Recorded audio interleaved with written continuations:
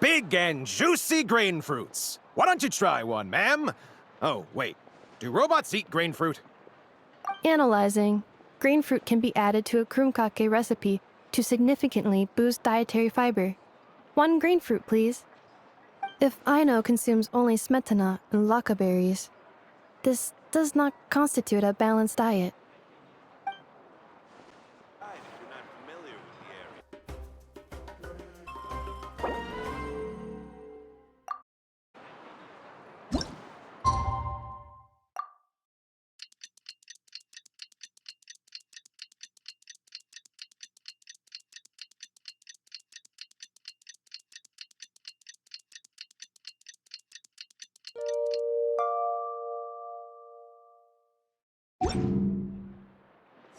All things come to an end, even time itself.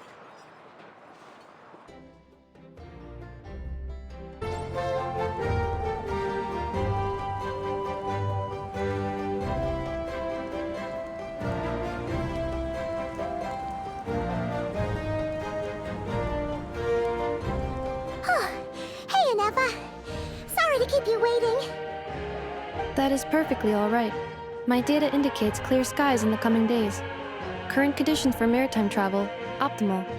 I'll be ready whenever you are. But are we really gonna set off without telling anyone again?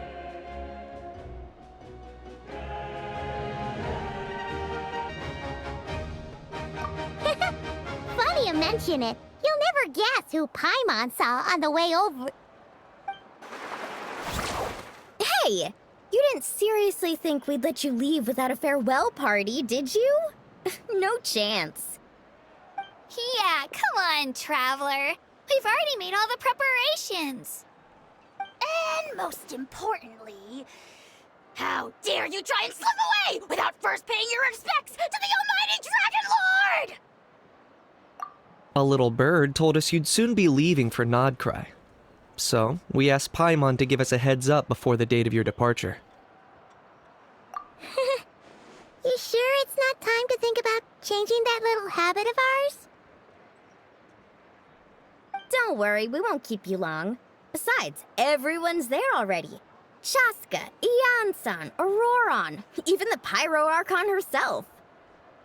You're invited too, Anefa. Shilonen has a special gift for you. Accompaniment request accepted. Shilonen demonstrates excellent massage technique. My impression of her is exceedingly positive. Wait, so robots like massages too? Or is it just that Shilonen really knows how you're wired? Alright, enough with the chit-chat. Let's head to the venue. Woohoo! Party time!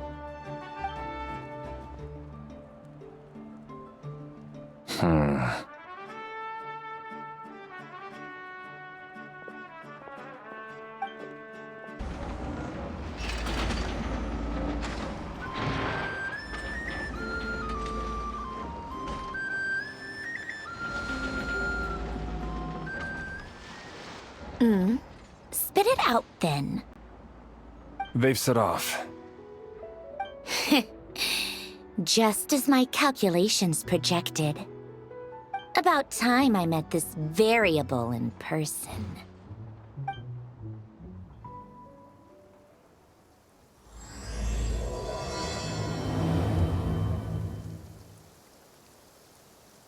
You know, every time we head to a new nation, there's always a point where it suddenly dawns on Paimon. This is it. The next chapter of our adventure has begun. This time, it was the moment she realized she just polished off the very last of her Saurus crackers. Should have stocked up better at the farewell party. In other words, Paimon has marked the geographic coordinates from 2 minutes and 40 seconds ago as the boundary between Natlan and Notcry. This deviates somewhat from the official coordinates stored in my database. Paimon meant more in terms of how it felt on a psychological level. Anyway, what about you, Traveler? When did it really sink in for you? Huh, that actually kind of makes sense. What about you, Anefa? Come to think of it, maybe we should be asking the other way round. So, when you came over to Natlan, What was the moment you felt like you'd left Nodcry? In that case, probably when my sensors could no longer detect the moon's power. The moon? You mean that one we can all see in the sky? Negative. I was referring to... Huh? Here we are. Paimon, Traveler, we have arrived in Nodcry. Oh, wow!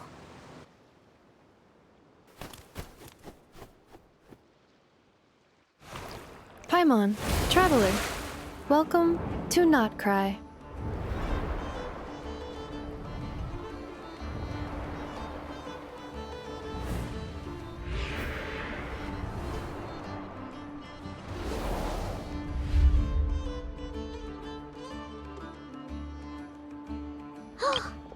That must be Nasha Town up ahead!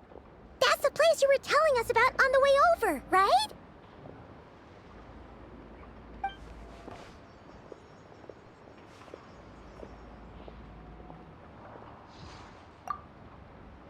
That is correct, Paimon.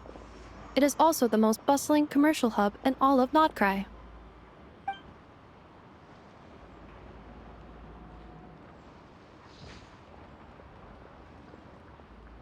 Oh! Sounds like the perfect place to start trying out all the local specialties! Huh? Is something up, Traveler?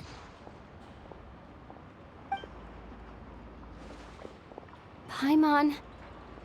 This is where our spaceship landed when Aether and I first arrived in Tevat. Huh? Are you sure? But how come you've never mentioned that before? Seems pretty important to Paimon. Well, because those memories are really hazy. All I remember is Aether waking me up and us leaving the ship. But just now, setting foot on this land, I felt something. The kind of power I sensed in those moments. Are you referring to Kuvaki? Kuva, what now? The locals refer to it as Kuvaki. It is a unique elemental force found only in Nodcry, or rather, a pure, primordial form of elemental energy. That is correct. Another similar concept I have found in my database is the primordial sea. Legend has it that long, long ago, the moon that shines in the sky above us once rose from the land of Nodcry. Modern geological surveys and meteorite studies conducted in the region have since supported this claim. So, when you mentioned being able to detect the moon's power earlier, you were referring to Kuvaki?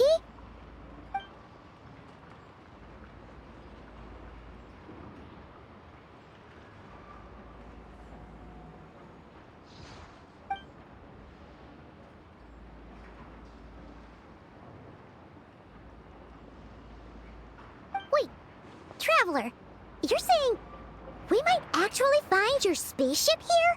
Do you still remember where it landed? Nodcry is surrounded by the ocean. In other words, it could have been anywhere along its coastline.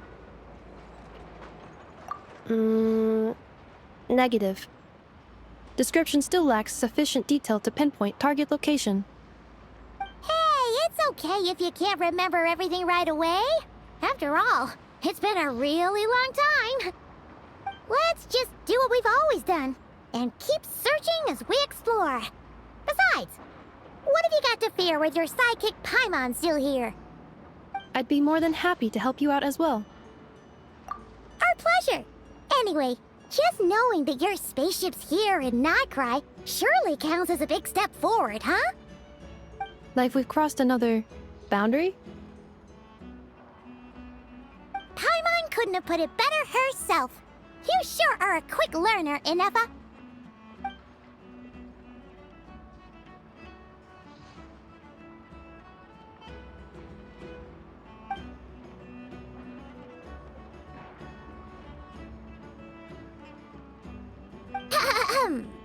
Well, as the best guide in the whole of Tevat, Paimon hereby does solemnly declare, Nodcry, here we come!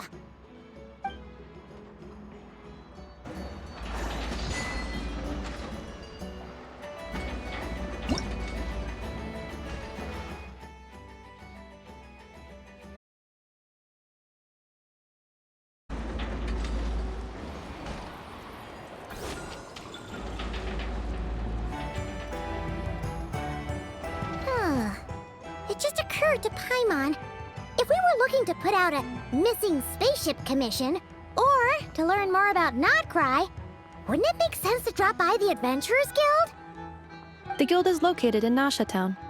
Simply follow this road and you'll reach it.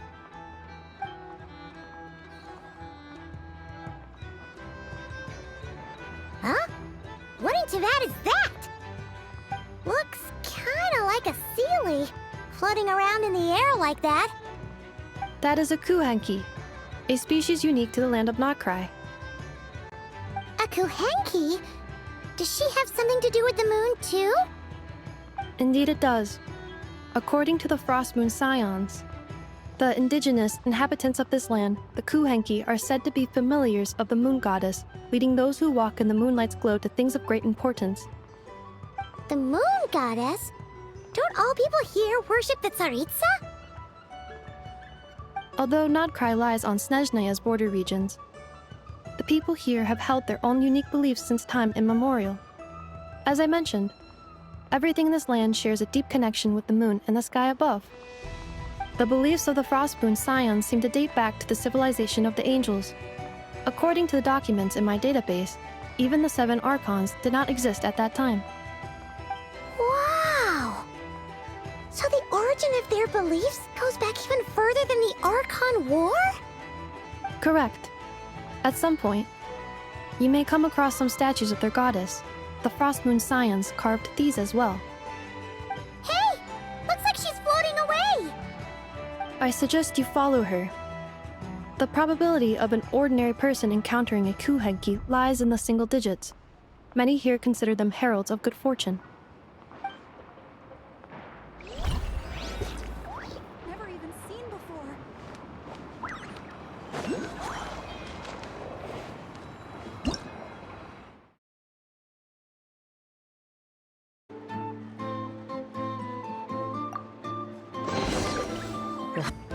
Is this a travel guide? Huh. It actually led us to something useful.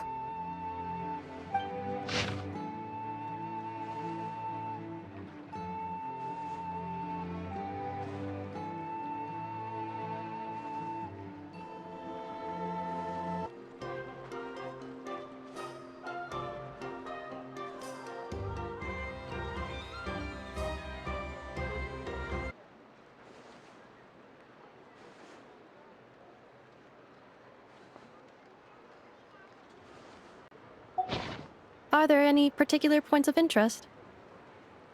Oh, it all looks pretty interesting to Paimon. If we have time, she'd love to see, pretty much everything. Recalibrating route. If we keep following the current path, we will arrive at an area of scenic beauty.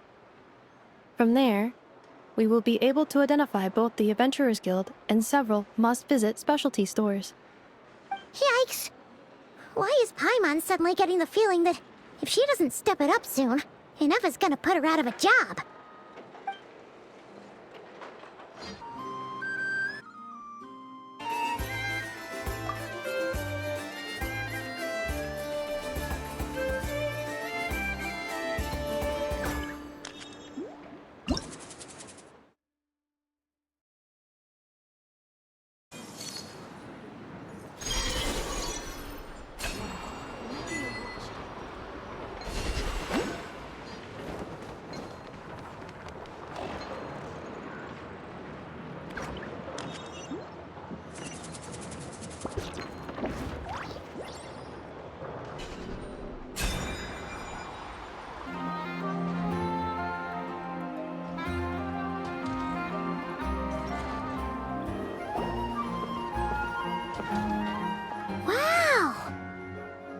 Town actually looks pretty big from here. Feels a bit different than Paimon imagined, though. Which aspects in particular deviated from your expectations? Well, Paimon keeps hearing people describe Nodcry as an adventurer's paradise. So she kind of thought it'd be a bit more picture perfect somehow. According to legend, there was indeed an era of peace in Nodcry's past, the Age of the Fae. Tales of those ancient heroes are still told today. One of the most well-known is that of the Lantern Fae. This individual performed many good deeds for Nodcry. The present-day Lightkeeper's nightly lantern patrols are, in part, a tribute to their memory. But then, one day, What happened? there came a devastating abyssal calamity that swept across Nodcry, and for a time it was left desolate. Heartbroken by what had become of the land they had so cherished, that Fae extinguished their light, just as the abyss had extinguished all hope. Nowadays, the paradise people speak of is more of an aspiration, or an irony, perhaps. An irony? Today, no official authority governs Nodcry. In theory, at least, it is somewhere a person can do whatever they wish, and become whoever they want to be. The Adventurers Guild is just over there, in Nasha Town's Central Plaza, and the flagship tavern is over that way. Hey, what's that building over there? You know, the biggest, tallest one. That is Aino's Boom and Blast Kuvaki energy cannon. It gets activated when the wild hunt threat level outside Nasha Town reaches a certain threshold. But according to the scan I just ran, the energy cannon appears to be malfunctioning, likely due to a recent discharge. The Wild Hunt? Isn't that the abyssal calamity you mentioned that's specific to Nodcry? It is a phenomenon that has been occurring for several centuries now. Yet the time and location of wild hunt attacks are seemingly random. At first, it was more of an old wives' tale that adults used to scare children. If you don't start behaving, kid, some night, the wild hunt's gonna come for you. Listen, do you hear that? That weeping in the fog? Those are the cries of a young woman being dragged away. You're saying people actually hear things like that? I have not witnessed enough wild hunt attacks to give a statistically sound answer. But the oldest legends say that all people saw was the ghostly shadow of a woman in the mist. It wasn't until later that it became a full-blown calamity. Abyssal monsters and all. Huh. When you put it like that, Paimon's really gotta hand it to Aino. Not only did she repair you, but she's even built a giant cannon to keep the wild hunt at bay. Absolutely. Aino is very impressive indeed. Anyway, according to my schedule, it is time I took you over to the flagship. Oh, sure. After all, we shouldn't keep Barca waiting. Well, Paimon's not sure if he'll actually show up at the bar this early. You're right about that.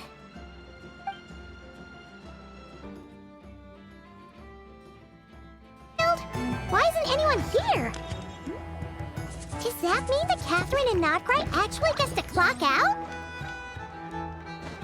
Anyway, let's come back later.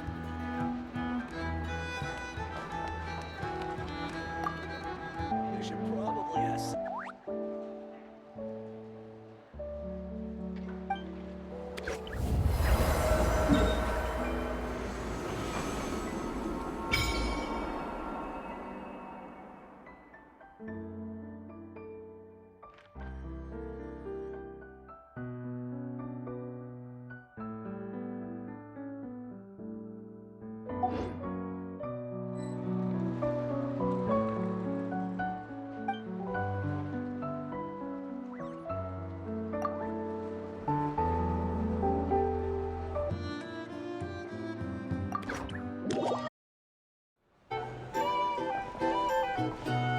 Here we are, the flagship.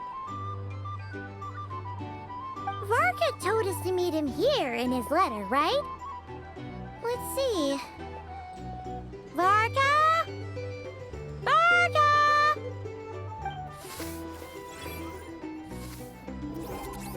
No matches, I identified. Huh. So he isn't here after all. Oh, guess we never did actually say we'd be arriving today. Hey, why don't we go ask the owner? If what they say is true, Varka's drinking prowess must have left quite the impression.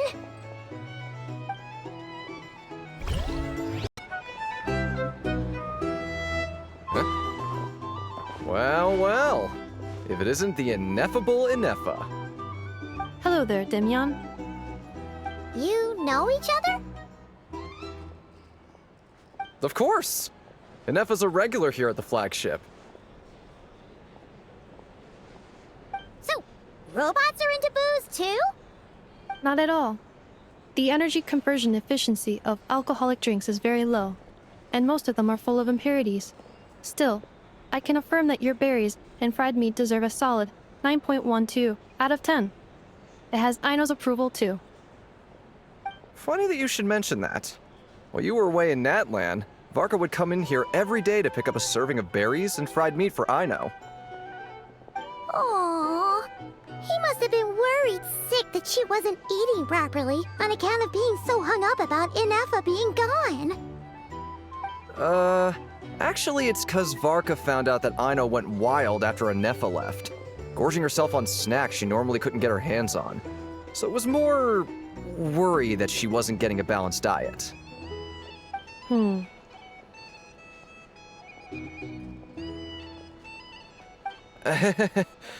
I might have just put my foot in it.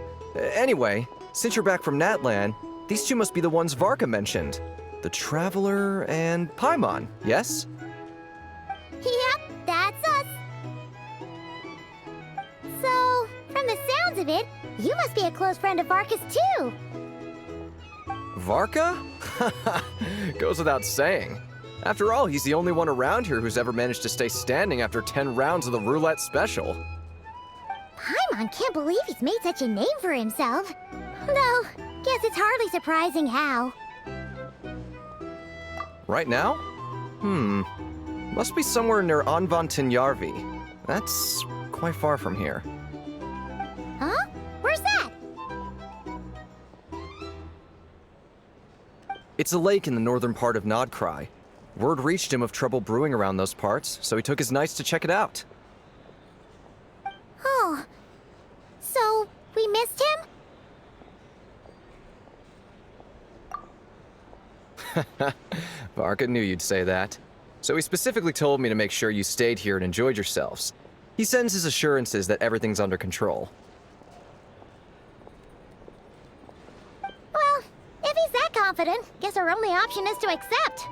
Anyway, it's not like there's any special cause for concern. He is the Grand Master, after all.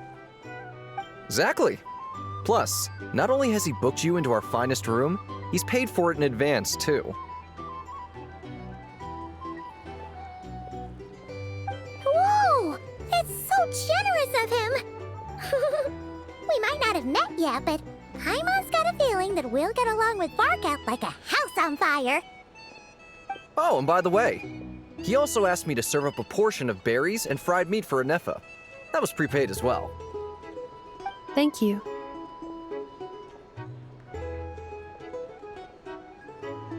No, thank you. I'm the one who should be grateful for your business. Traveler, Paimon, why don't you go ahead and drop off your luggage? I can use this time to go pick up some components that Aino asked me to bring back. Sure thing.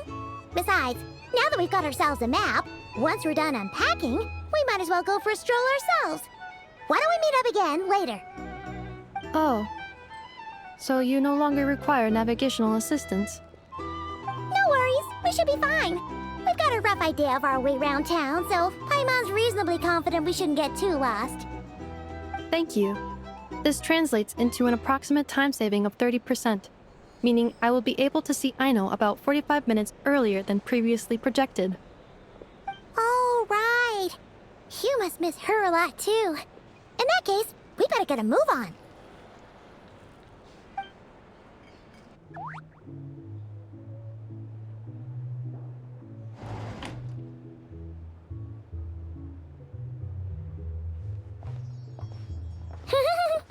Feels pretty nice having someone sort out our food and lodging for us, huh?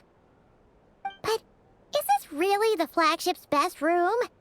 It's pretty big, make no mistake, but it looks a little worn out, right? Though, to be perfectly honest, that feels right at home with everything else we've seen of Nasha Town. You mean it's got something to do with Nodcry's history? Oh, that makes sense. But what exactly was this calamity?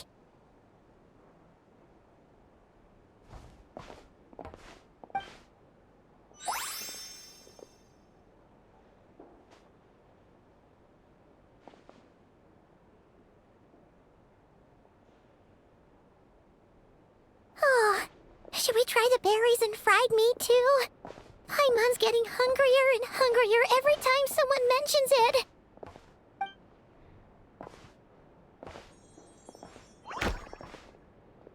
Oh, sorry about that.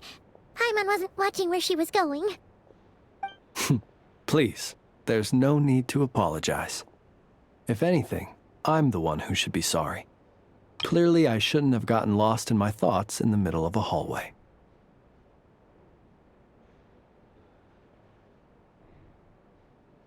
Wait a sec. Are you staying in the room next to ours? Ah, quite the perceptive one, I see. First things first, allow me to introduce myself. My name is Kirill Chudamirovich Flintz, but please, just call me Flintz.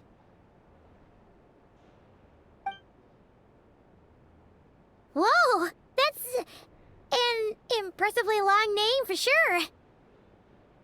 Ah, is that so? Names like mine ought to have been fairly common in Snezhnaya, at least in the past. Would I be correct then to assume that the two of you are travelers in this land? Yep, you sure would be. Paimon is Paimon, and this is the Traveler. We've been to a bunch of nations already, but we only just arrived in Notcry today.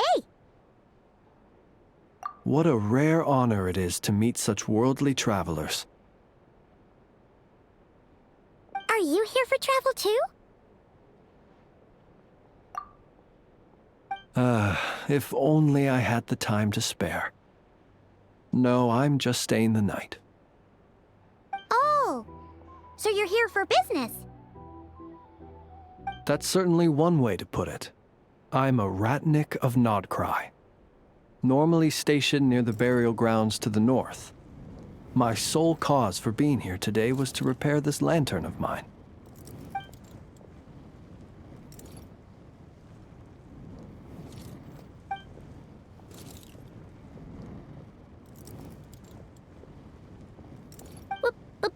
Burial grounds? Your surprise is entirely understandable. Most people cannot even begin to fathom the idea of a life surrounded by tombstones and decay. But if you've heard of the calamitous abomination that is the Wild Hunt, you'll know that in their wake they bring a host of souls tainted by abyssal filth. That then is why we are stationed by the burial grounds, to hold the line where it is most vulnerable. Oh, so it's all about fighting against the abyss. Oh, sounds like a tough job. I thank you for your concern. But in truth, I've long since grown used to it. In fact, I like to think it rather suits me. If anything, I'd say I prefer the peace and quiet of a graveyard to the hustle and bustle of urban life. Paimon sort of gets it now. But even so, she is still pretty sure she could never get used to living in a graveyard herself. For one thing, she'd be too scared to fall asleep at night. Oh, I assure you, there's no need to worry on that account. The kind of ghosts you find in cemeteries aren't too big on talking. But even when they do, they're usually far more discreet than the living.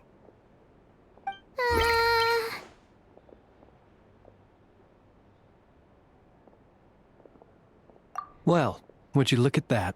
Who'd have thought we'd end up chatting this long? Must have a lot in common, huh?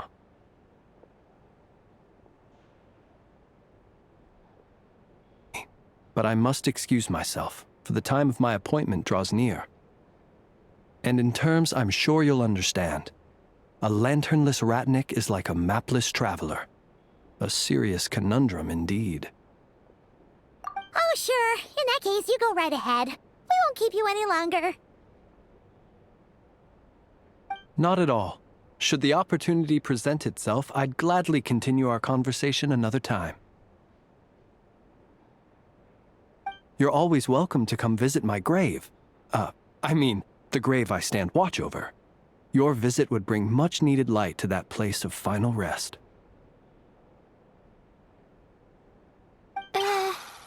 Right.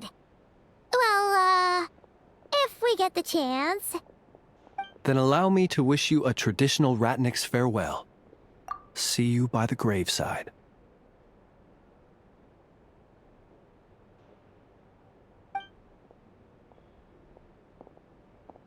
Ugh. Jeez. What a weirdo. Not to badmouth him at all. In fact, he seemed pretty cultured, but at the same time, kinda spooky? Must be all that time he spent around graveyards. His lantern? No, not really.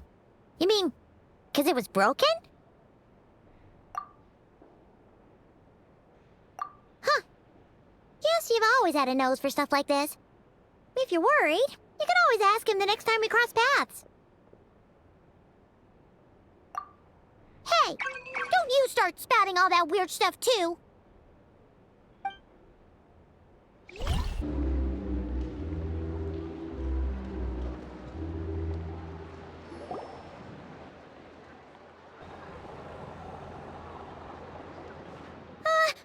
Paimon almost forgot something super important.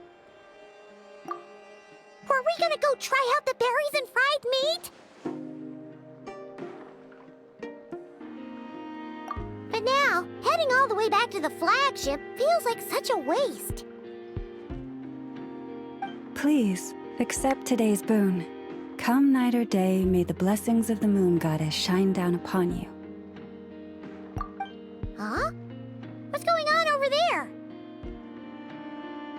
Wait, free food? Wow, the people here are so nice! Quick, let's grab some too. Paimon's super curious what their food tastes like. Moonlight illuminates the path before you, travelers from afar. Huh? How'd you know we were travelers? Just now were a song the birds in the sky, singing of your wanderings. You are no ordinary guests, it seems. The birds and the... what now? Forgive me. I should not have laid the words of others out as a welcome mat for our very first meeting. You, too, must be wondering who I am. I am Lauma, moon chanter of the Frost Moon's Scions. Please, as do our followers and other passers-by, accept today's boon. Happy to oblige. Paimon's name is Paimon, and this here is the traveler. Thanks so much for sharing your yummy food with us. We'll take one each. Think nothing of it. These fruits were the finest we found, delicacies gathered in the wake of the morning dew. It is my hope that partaking of them may lift your spirits to heights anew. The finest you found? Wow! That sure is kind of you, but wouldn't you want to keep those for yourselves? The first fruit of the harvest must be placed upon the moonlight altar, not as an offering to the gods, but as a spark for lost hunters. For it is the blade of the starving that darkness most easily corrupts. As perhaps you have already heard, we Frost Moon's Scions revere and worship the moon goddess. We believe that together, virtue and compassion are the shining light that will lead us all out of the long, dark night. And now, with tides of haughty Fatui swarming into Nodcry, driven by greed and greed alone, more than ever before, we must all unite under the banner of virtue. Huh, look who it is again. Those unsufferably kind-hearted Frost Moon Scions. Got enough for us too? That's right! 2 servings each! We're starving over here! The Fatui! After what you've been doing to our sacred statues, how dare you even show your faces! Wilhelmina, bestow today's boon upon our guests. You hear that? No slacking now. We'll have the very best you got. But, my lady, they... Please, you two, accept this meal. But remember this. Kindness is the first lantern left to guide those who stumble in ignorance. Come again? Let me finish. But should they still refuse to follow the moonlit path, then by our frosted blades shall we show them its shadow. You! Hey, look who it is. Tch, whatever. Just you wait. We'll be coming for you next. Huh? Where's the meat? Who wants to eat this garbage? Those stooges really are the worst. Ever since they came to Nodcry with all their weird equipment and built that so-called experimental design bureau, our lives have been turned completely upside down. Judging from how they reacted just now, it seems the Fatui already know who you are. Well, we have gotten in their way in pretty much every nation we visited, so we're probably at the top of their blacklist by now.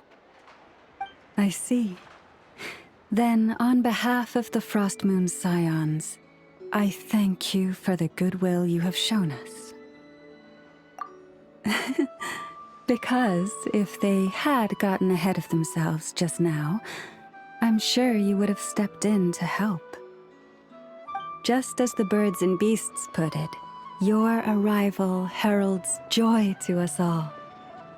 Besides, for a weary traveler far from home, what better respite than to bathe in the moonlight? You will always be welcome at the Frostmoon Enclave, the place we call our home.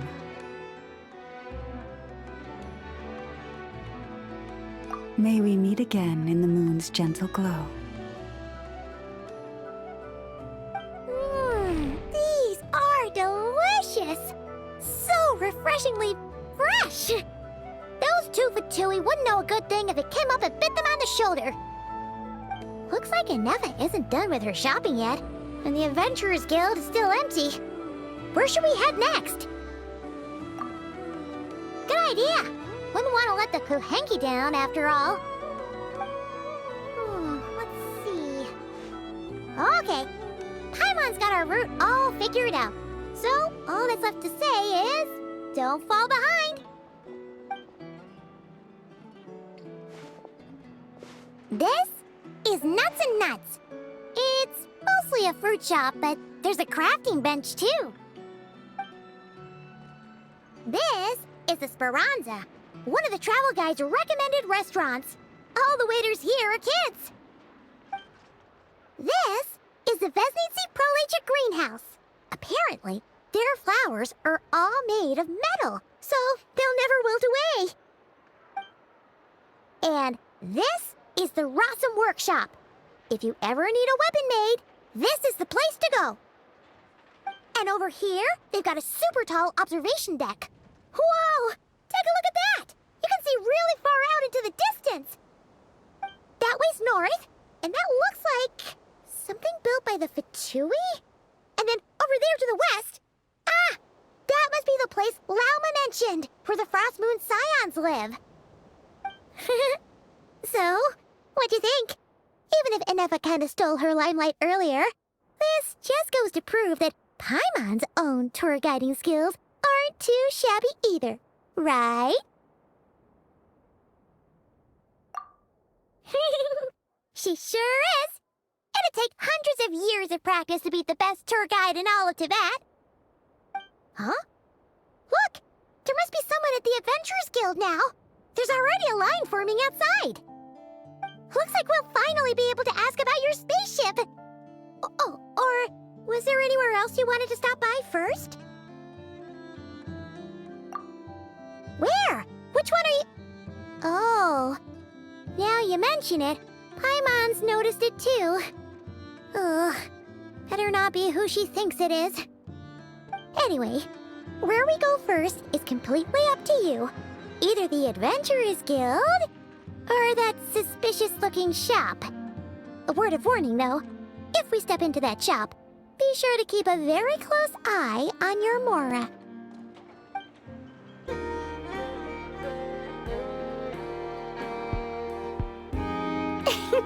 Please, here you go. And if you ever need anything else, don't forget to make the great Lord Sangama Bay your first port of call. Oh dear. So it is the real deal. Of course it's the real deal. Everything you'll find here is 110% real, meaning every one of my deals is as real as a deal can... Wait a minute. Well, if it isn't my two most valued clients!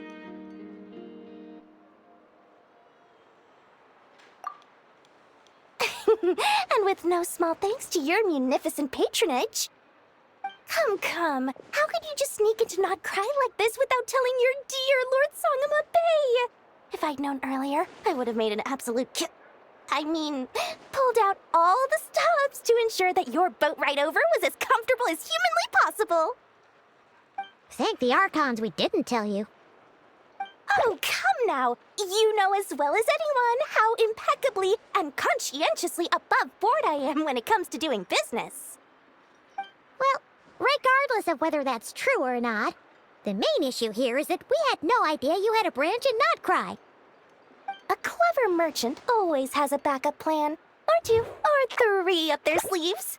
As the saying goes, a rabbit with many burrows fears not the hunter's arrows. A merchant with stores galore hears no debtors at the door. Since you're both here in Nodcry, would you care for some of my finest local souvenirs? Whatever you're looking for, I have it. Or if it's Sumeru you're missing, I've got that covered too. We literally just arrived. Do we look like we're on the hunt for tourist trinkets to take back for our friends? My, your high-minded tastes never cease to impress. In that case, I know just the thing. You must be on the hunt for something like this? What's that? Your hat? Information, of course.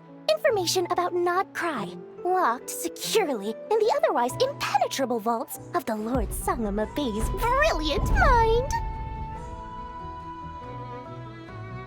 I knew it! I just knew you'd appreciate the value of my wares. On the back of all our pleasant dealings in the past, I'll even take a hit by throwing in some insider info for free. Wow. You sure are feeling uncharacteristically generous today. What do you mean by uncharacteristically? I am the most generous person forget it. Anyway, the long and the short of it is this. The moment I set up shop in Nodcry, it struck me how many different factions there were, all competing against each other for power and influence. Well, as they say, there's no time for business like a crisis. Things got even more turbulent after the Fatui pulled down 2 ancient moon's remnants. People began to catch a whiff of the coming chaos. And the more troubled the waters, the greater the potential profit. Not at all sorry to interrupt, but we're not here for Mora. Oh, really? But surely it was the tales of an adventurer's paradise that brought you here. The chance to take your very own slice of all the latest and greatest business opportunities? In that case, what would you like to know about?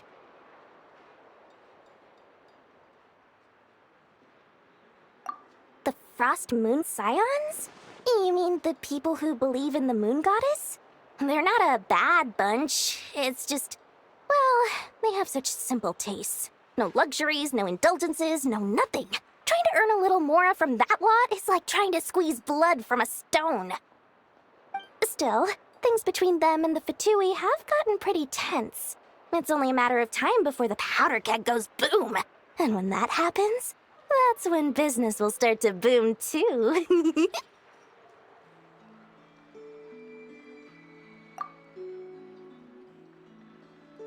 Oh, they're an organization set up to keep the locals safe. Apparently, they have a long and glorious history, and they're made up entirely of volunteers.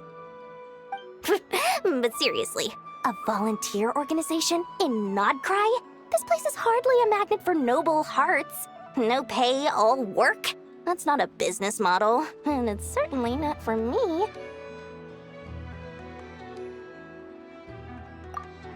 Everyone knows they're here for the Ancient Moon's remnants, but no one's sure why they pulled them down in Nodcry of all places. Anyway, they've been acting mysterious enough, but if you ask me, that Kuvaki Experimental Design Bureau of theirs up north hides secrets wilder still. That bunch of booze-loving monsters? Ugh, don't even get me started. As fellow Outlanders, I thought they'd be easy pickings, but somehow, every single one of our business negotiations wound up at the flagship. I've done plenty of deals with heavy drinkers before, but those guys? I never once made it to the contract signing before blacking out. I'm getting flashbacks of the hangovers just thinking about it.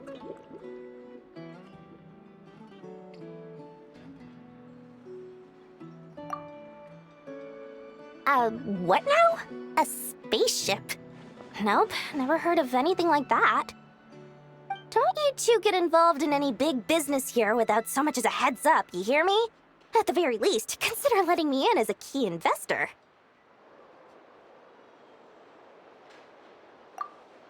Oh, I almost forgot to mention. Sooner or later, you'll no doubt end up doing business with some other merchants in Nodcry.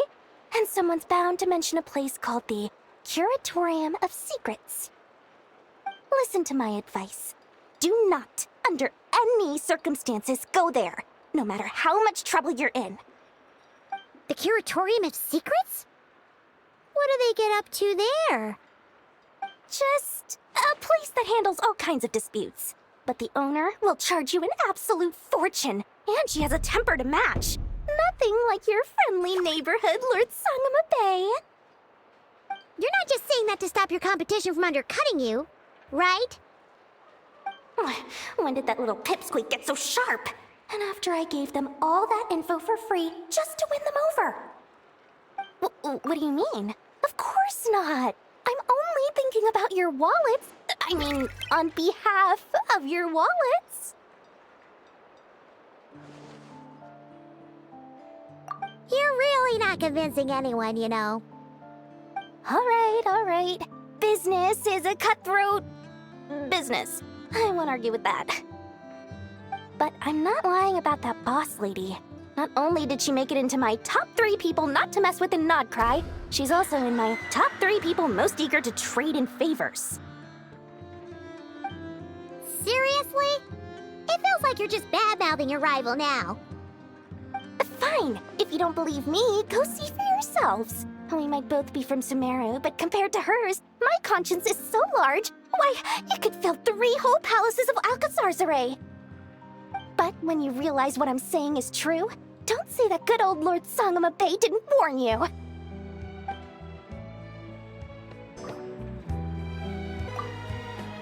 Anyway, don't be a stranger now. We might be in Nodcry, but don't forget, Dory's doors are always open for you.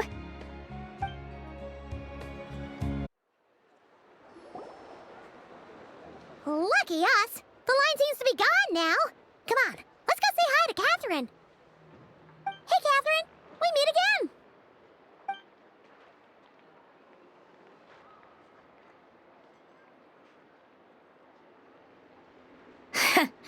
How ridiculous. Huh? They often say that mortals, shackled by their own flesh and blood, may fail to perceive the truth of this world, even when it is right beneath their very noses. Yet I had not expected to have the pleasure to witness such heights of absurdity firsthand. But Paimon must have gotten the wrong person. At second glance, you do seem a bit younger than Catherine, and you certainly sound a lot less friendly. A creator might forgive ignorance, but being mistaken for one of my own creations is beyond all pardon. Look very closely, for standing before you is none other than Marionette, 7th of the Fatui Harbingers. A harbinger?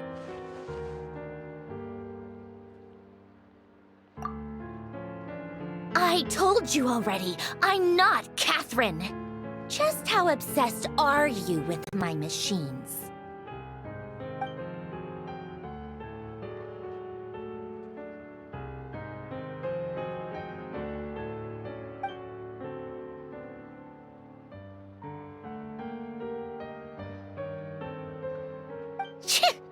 Today's encounter is merely a courtesy call. A friendly warning, if you will. You interfered with my work once before, with that little robot. I let it slide. After all, it was nothing more than a distraction, a side project at best. But we are in Nod Cry now, and as such, I strongly advise you not to stand in the Fatui's way. Otherwise, the next time we meet, I might just have to drop all this meaningless etiquette. Oh, please. You've got some nerve coming out with barely veiled threats like that. You're the one stirring things up here. Oh, perhaps you have misunderstood. Just because Nod Cry lacks a ruler at present, that does not mean it should not be ruled. We Fatui are simply establishing a new order. Yeah, right. More like shady experiments, judging by your massive creepy research facility. I've said what I came to say. What you do next, only you can decide. So why don't you start by using your already limited processing capacity to calculate your even more limited options? And, being the refined young lady that I am, I shall indulge you just this once. Ad Astra Abyssosque. Welcome to Nod Cry, Dominion of the Fatui.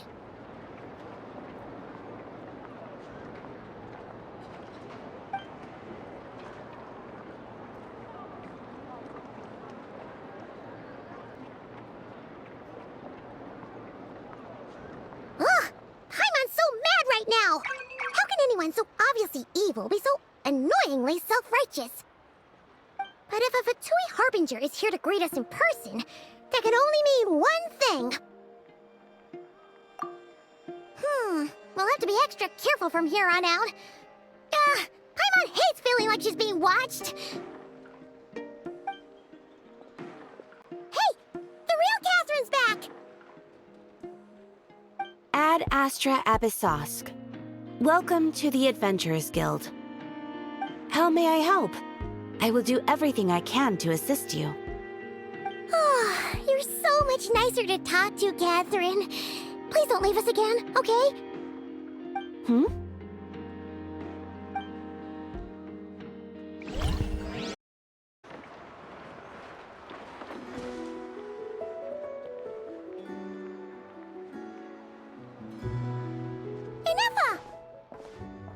Hello. I was just about to start tracking your whereabouts. Did you manage to get everything Aino asked for? I did. What about you? Do you need me to navigate or introduce any more places around town? Not for now. We've seen most of it already. We probably need some time to process everything we've learned, though. Any progress with the spaceship? No. Catherine came back just now, so we asked her, but even she hasn't heard a thing. One possible explanation is the vast stretch of time that has elapsed. Additionally, given the limited resources available in Nod Cry, it is entirely plausible that the wreck was scrapped for parts, or even mistaken for a pile of broken machinery.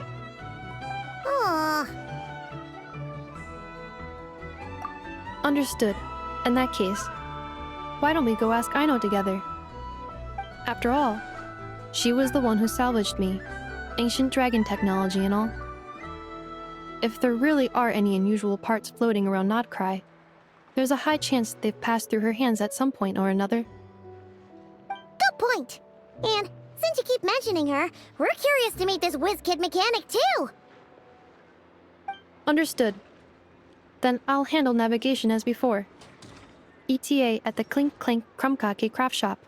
34 minutes ahead of schedule.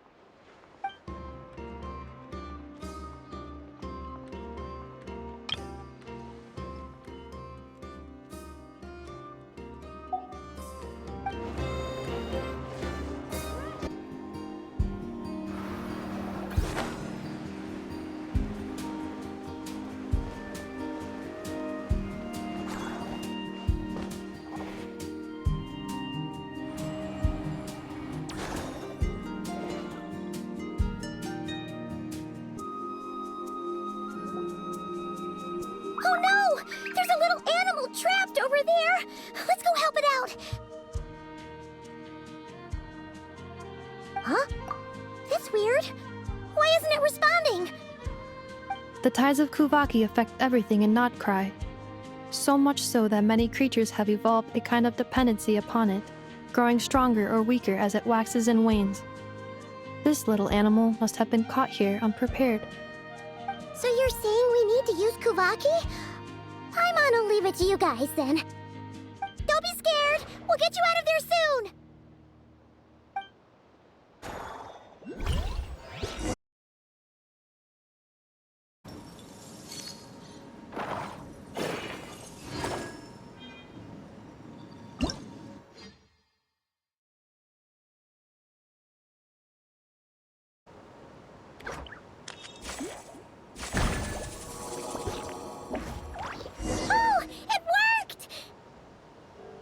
Off you go now, little one.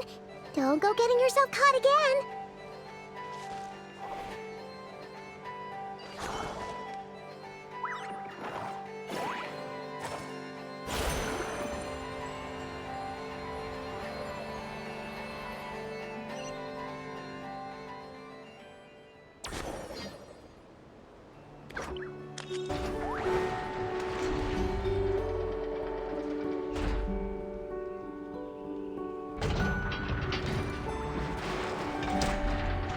Here we are.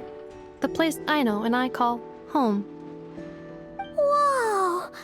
So many machines that Paimon's never even seen before. And then there's all these little robots. Did Aino build them all? That is correct. It looks like Aino has created 3 more little bots since I've been gone. Aww. Well, you were gone for quite a bit. She must have missed you. I missed her too. I want her to see what I've become. Let's not keep her waiting any longer then. Come on!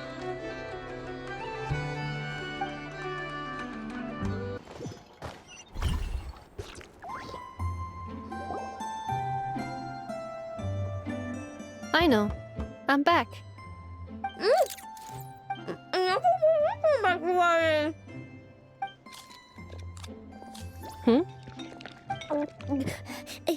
Nefa? You're back significantly earlier than I expected. Like a whole 30 minutes at least. Everything went very smoothly, which saved me quite a bit of time, so I...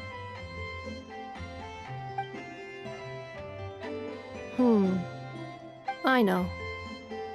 Could you turn around for a moment? Aino?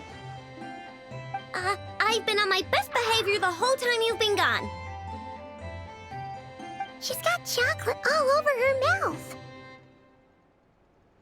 Aino. While I was away, did you strictly abide by my tailor-made snack intake schedule? Oh, of course I did. 1 whole cake, 1 crumb cake, and 1 pack of chocolates a day, right? It was either a cake or a crumb cake or a pack of chocolates per day. Oh, shoot. When did you finish the snack stash I left for you? Literally just earlier today. Let me just go run a scan on that.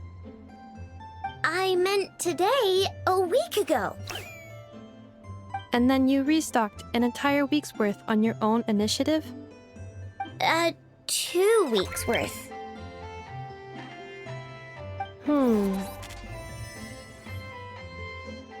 Why does Paimon feel like the roles in this household are pretty much the opposite of what she imagined?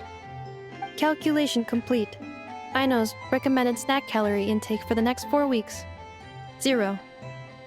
No fair! You're a meanie, Nefa. This is what happens when you break an agreement.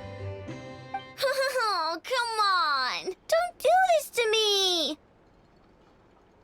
I only ate a teeny bit extra every day. Just a teensy bit extra. That is objectively not a teensy bit extra.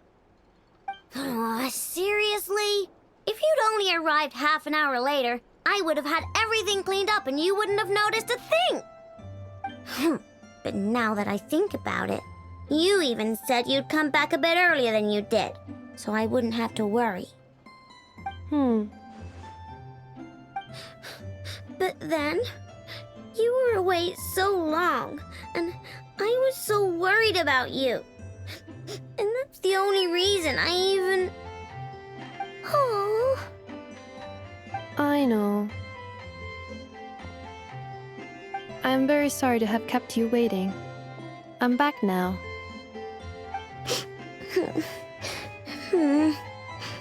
Welcome home. Oh. So, will I be able to keep eating snacks as usual now? Negative. Aw. Okay. Well, given that I am later than I initially projected, I'll let it slide. But just this once. Thanks, Inefa! You're the best! I know. Allow me to introduce.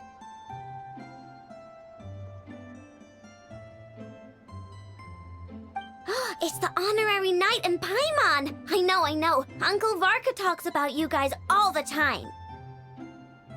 Nice to meet you, I know. Inefa's told us all about you, too. Huh? Really? She actually said that about me? Well, she's not wrong. Oh yeah, so, you're here to see Uncle Varka, right? A couple of days ago, he suddenly said he had to head out on business, and that he might not be back for a while. He asked me to let you know if I saw you. Yeah, we heard about that at the flagship. Did he say what he was doing? Nope. Just told me to take good care of you guys and make sure you feel right at home. Oh, shoot. Please, take a seat.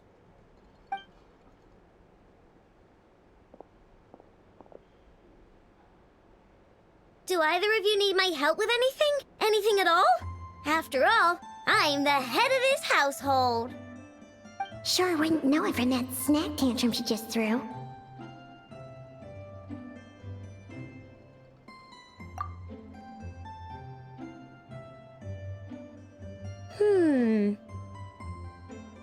A spaceship, huh? From outside to that? Exactly. So, ring any bells? No. Oh, you sure? Nope means nope. Never seen the slightest trace of it. More specifically, by nope, I mean, I've never seen a single piece of tech in all of Notcry that might have come from out of this world. Not in any new machines or in any old ones either. Huh. What I know means is that your spaceship almost certainly has not been disassembled nor repurposed as parts for other machines. Oh, so that's what she was getting at. Yep. I've taken apart pretty much all the fun stuff in this city at one point or another, but I don't recall ever seeing any components that were anywhere near that special. So, either your spaceship crashed somewhere it's never been found, or someone did find it and then hid it really, really well. But who would even do something like that? Beats me. Maybe someone who thought they could stash it away for a rainy day. Just like how I sometimes hide snacks in the...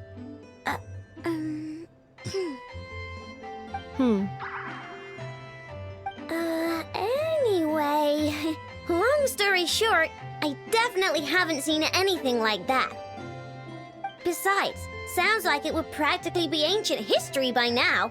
If anyone still has any leads on what really happened, it'd be the Frost Moon Scions. The Frost Moon Scions? Huh? Haven't heard of them yet? Didn't Inefa tell you about their rituals? There wasn't enough time to delve deeper into their history and traditions. What kind of rituals are we talking about?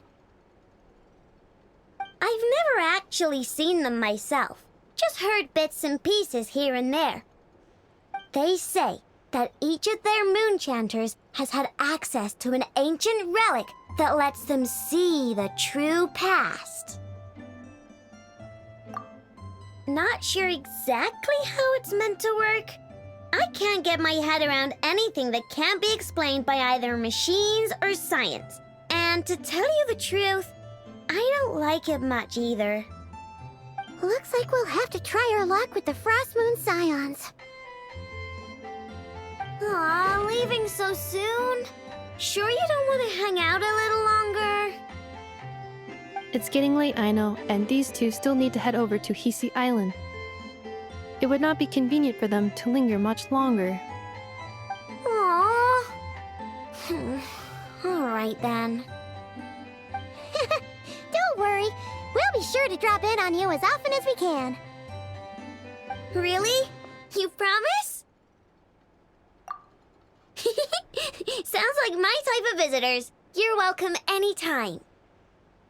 I'll be staying to look after Aino today, so I won't be going with you. Hey, don't sweat it. We'll find our way just fine. I'm glad to hear that. Also, I must admit, I have very much missed the charging bed that Aino made for me.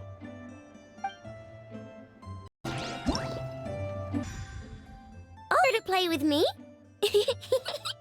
My name's Aino, and I'm an inventor.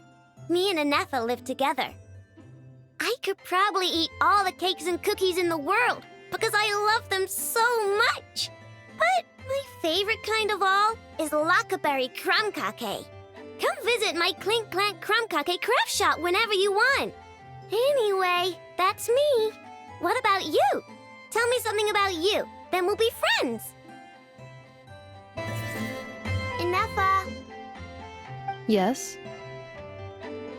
feeling comfortable? I am indeed. No bed in the world is as comfortable as this one. Anefa, Yes? want me to increase the charging rate? Please, if you would. Thank you, Aino. Anefa, Yes? I'm hungry. In that case, please enable quick charge mode.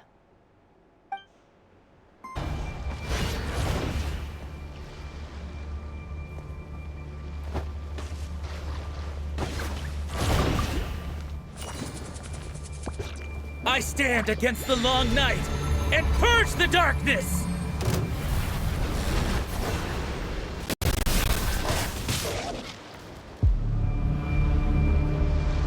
Let my name echo in song! Yoo-hoo! Goose on the loose!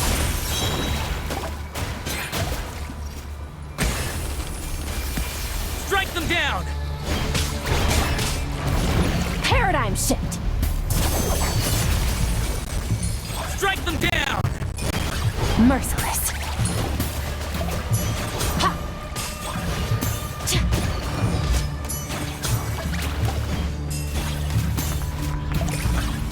Strike them down! Strike them down!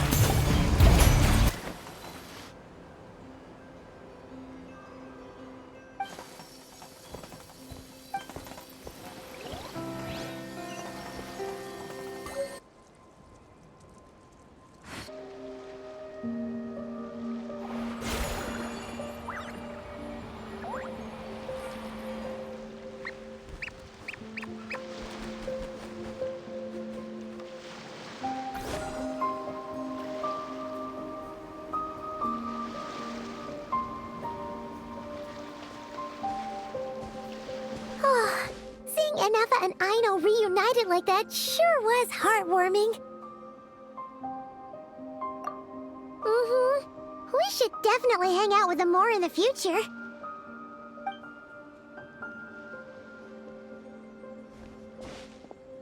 Speaking of homes, we must already be close to where the Frost Moon Scions live. The vibe here feels different, just like the scenery.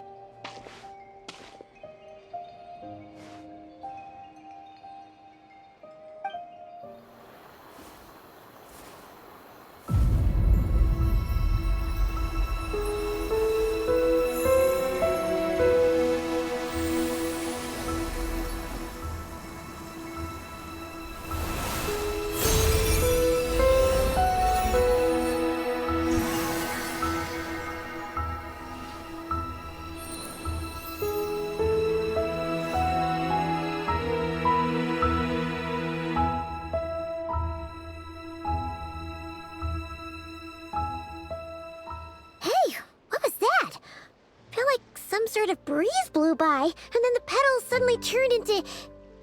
Huh?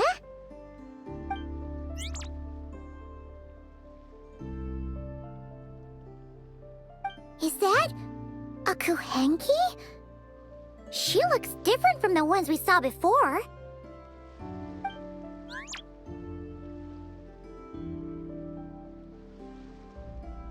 Hey there! What's your name?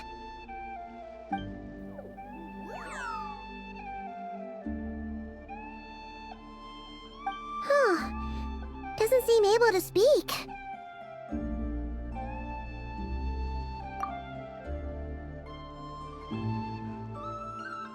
No idea what she wants. Unless you want to stop, maybe we should just keep moving?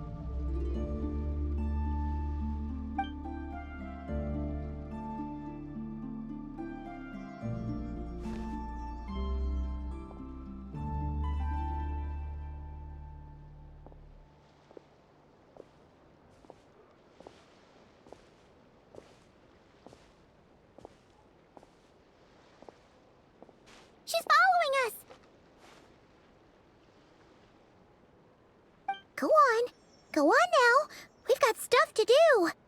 Best you find someone else to hang out with.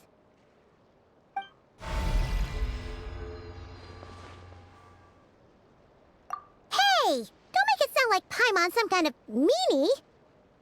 Paimon had no idea what she wanted, okay? Ugh. Anyway, next time Paimon sees her, Paimon promises she'll be nicer. Seeing as we're on our way over to meet Lauma anyway, we can ask her about it while we're there.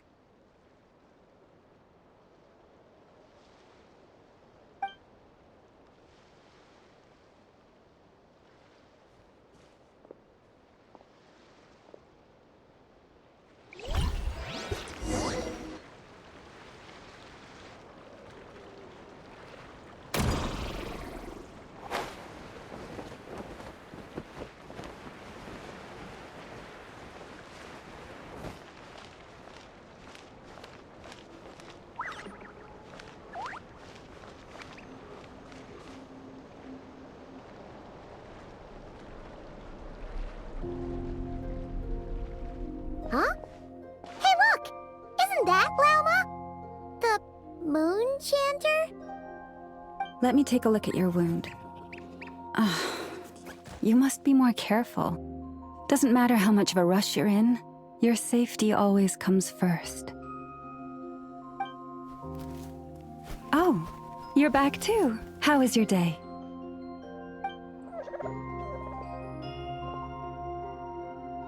You what? Those two Fatui? The ones who were causing trouble in Nasha Town? You went to teach them a lesson? And you put that in their food?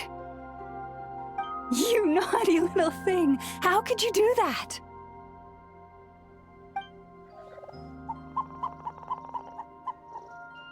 They didn't notice. That's not the point. You mustn't do that again, okay?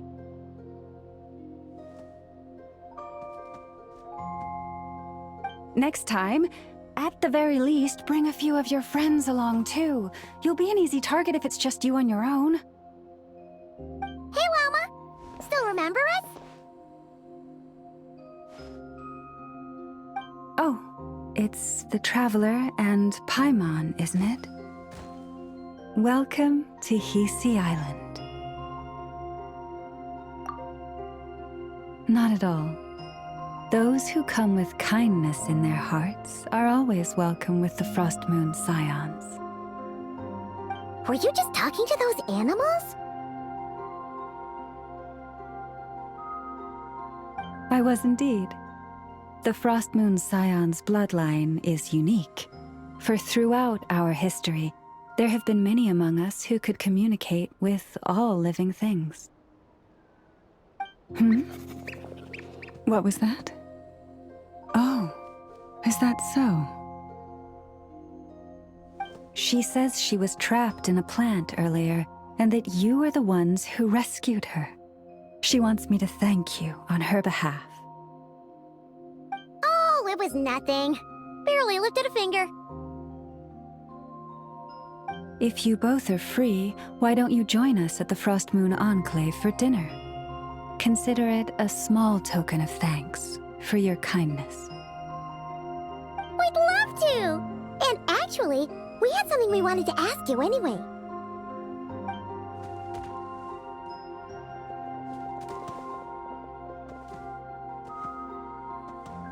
Oh? You're interested in the story of Kutar? Kutar? Yes. Kutar is our moon goddess, the moon maiden who guides us. But up close, this one somehow seems a bit different from the one in Nasha Town. It's like it's more... Natural? Or like... more harmonized in its design. That is because ever since the Fatui arrived in Nodcry, they have been modifying and defacing our statues as they please.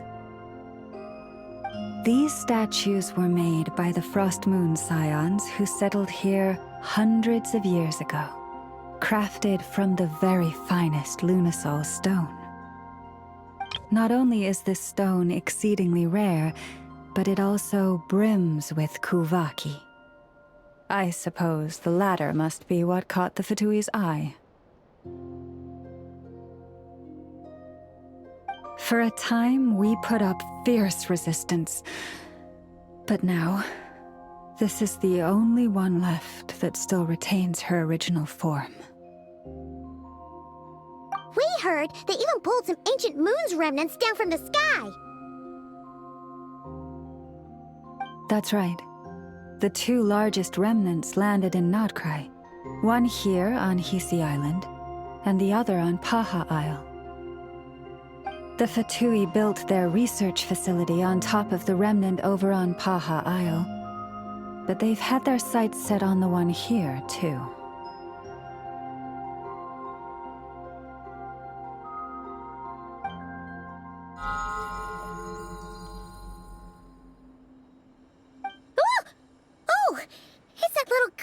Again. Surely that can't be. Hey, we've been wondering what was up with it too.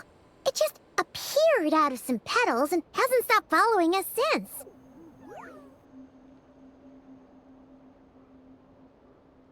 No, that is no ordinary Kuhenki.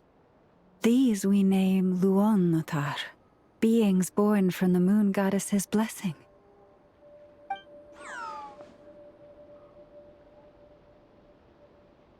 Can you understand what it's saying? We honestly haven't got the slightest idea why it's been following us. I'm afraid not. I cannot fathom its thinking any better than you can. Sometimes a long time must elapse before the moon goddess's blessings turn into Luonnotar. Perhaps you two were simply there to witness that transformation. Oh, maybe. Legend has it that the Luonnotar bring good fortune. Given that it seems to have taken a liking to you both, why don't you let it come along with you? Really? Then you can start by helping us find some more treasure chests along the way. Capiche?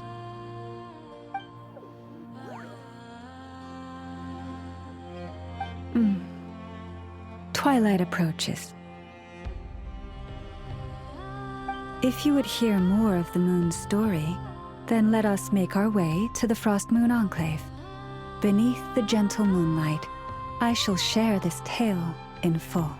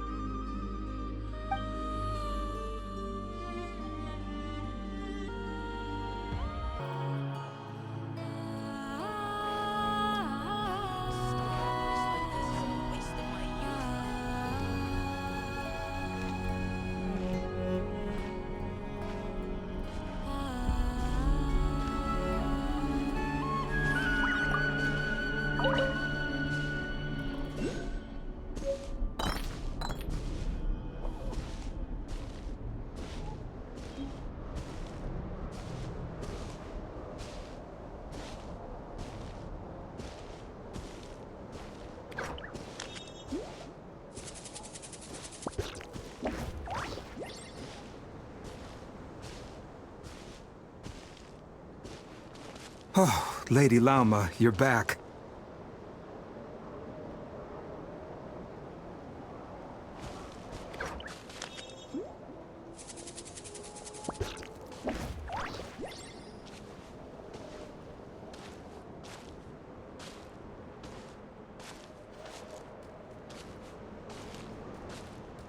Come day or night, may the blessings of the Moon Goddess shine down upon you.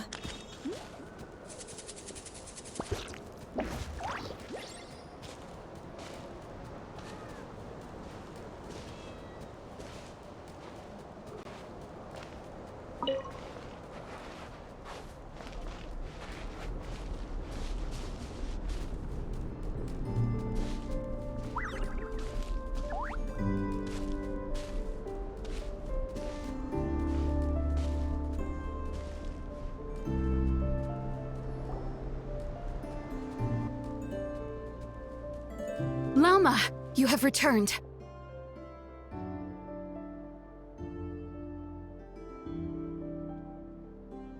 Wilhelmina, this is the Traveler and Paimon. Kindly arrange for 2 additional dinner settings for our honored guests. Of course, my lady. Wow! Everyone along the way here pretty much saluted you. Are you, like, super important around here? I am but a moon chanter, one entrusted to convey the Moon Goddess's will. Nothing more. She's just being modest.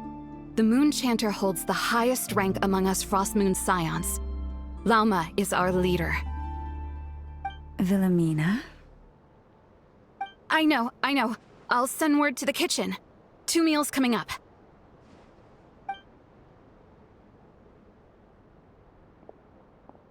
Whoa! Paimon had no idea you were such a big shot. It is merely that the unique traits of our bloodline have manifested themselves especially strongly in my person. That is no accomplishment of my own. Please, follow me this way.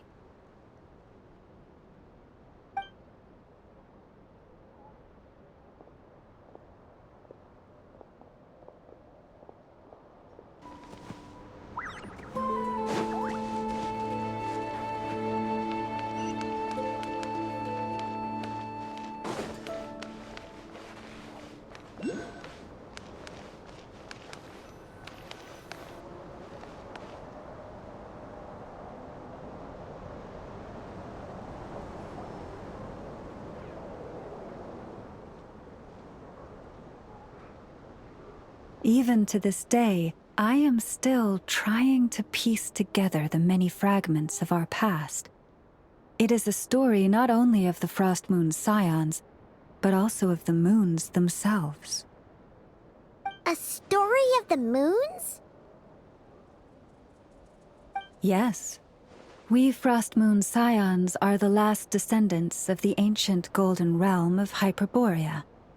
Its former glory may have faded, but what remains is a memory uniquely ours. In the distant past, Teyvat had not just 1 moon, but 3. It is said that they were created by the primordial master of this world, cast into the firmament to keep peace in the land below.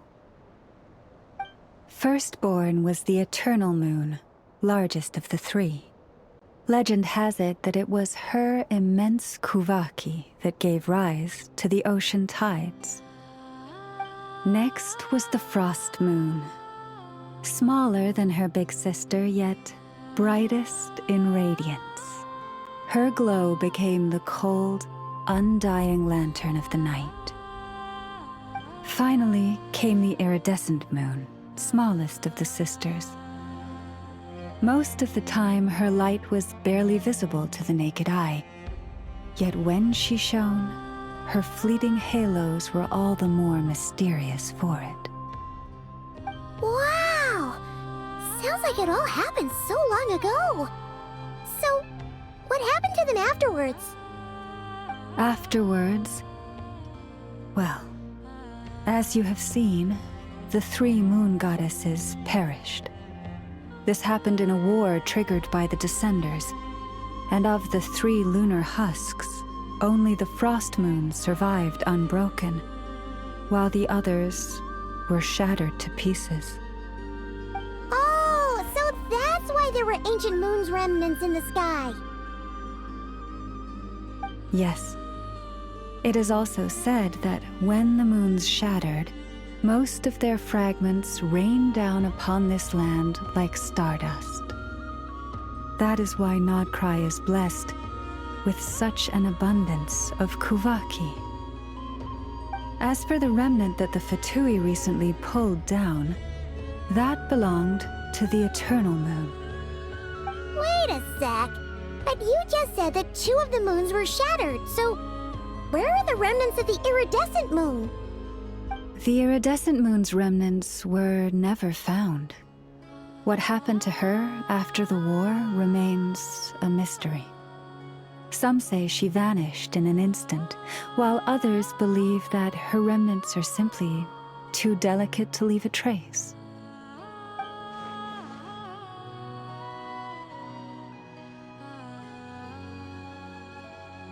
Yet, though the era of the 3 moons has long since faded into legend, successive generations of Frost Moon Scions have always passed down a prophecy that one day the Moon Goddess would return.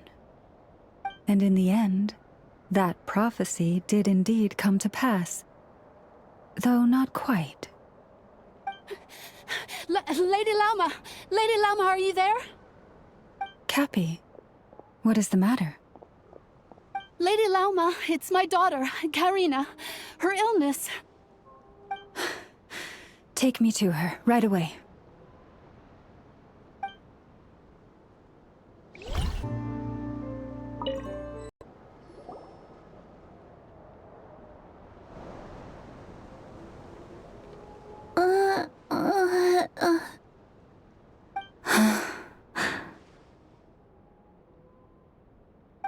Her sensitivity to Kuvaki is flaring up again.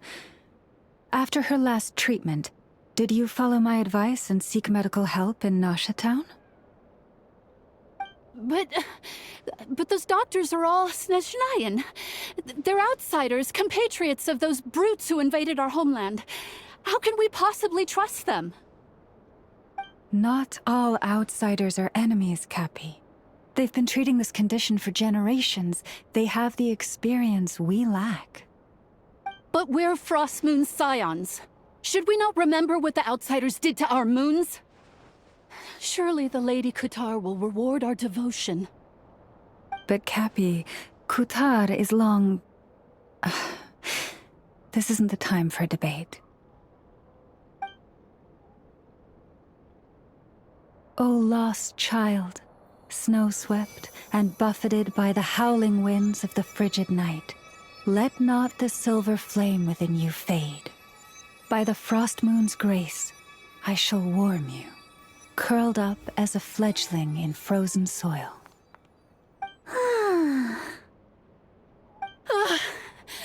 Praise be to the Moon Goddess, my Karina.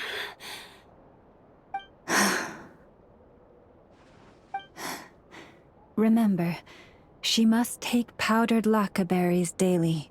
It will ease her symptoms.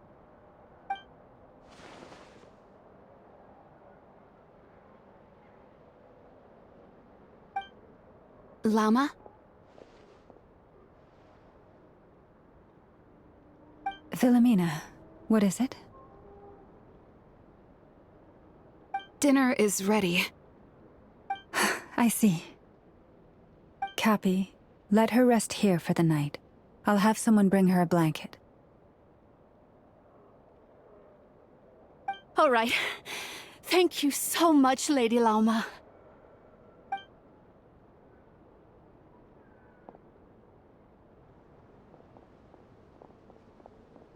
Will she be all right?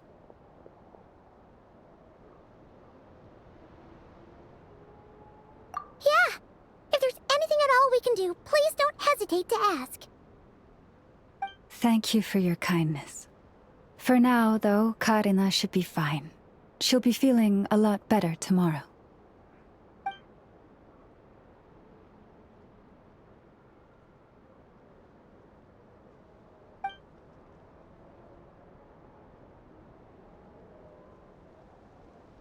Please do not be worried.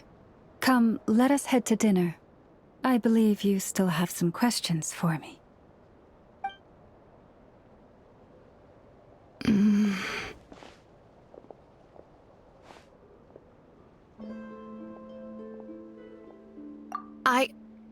Oh, sorry. Yes, I'll be coming too.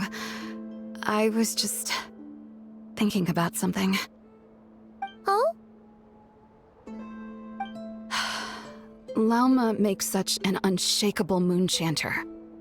Calm, capable, someone we can count on. Deep down, though, I know she's been quietly carrying the burden for the rest of us. Traveler, Paimon, believe me when I say that as a fellow Frostmoon Scion, I do worry about Lauma. It's just that sometimes it's hard to say it to her face. Could I ask you to look out for her? I can tell she really trusts you.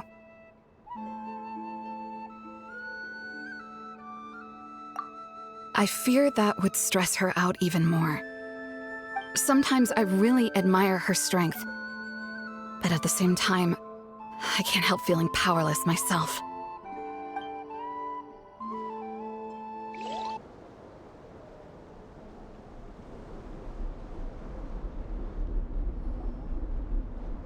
Phew. Paimon's so full. That was even better than the stuff you gave us before. I'm glad to hear it. Thank you for accepting such simple hospitality. Hey, we should be the ones thanking you. Seriously, that was seriously scrumptious. How did you even manage to finish it? This slop's barely edible. Then again, I guess that's what you'd expect from savages. It's you! Those rude old Fatui we just met back in Nasha Town! My sincerest apologies. If you found the food we gave you earlier difficult to swallow, may I suggest taking a deep breath and joining us? These delicacies might change your mind. After all, I suspect that your previous meal may have been tainted with something most unpalatable. Huh? What do you mean? Tainted with what exactly? With the bitter snobbery of those who call themselves civilized. Why, you...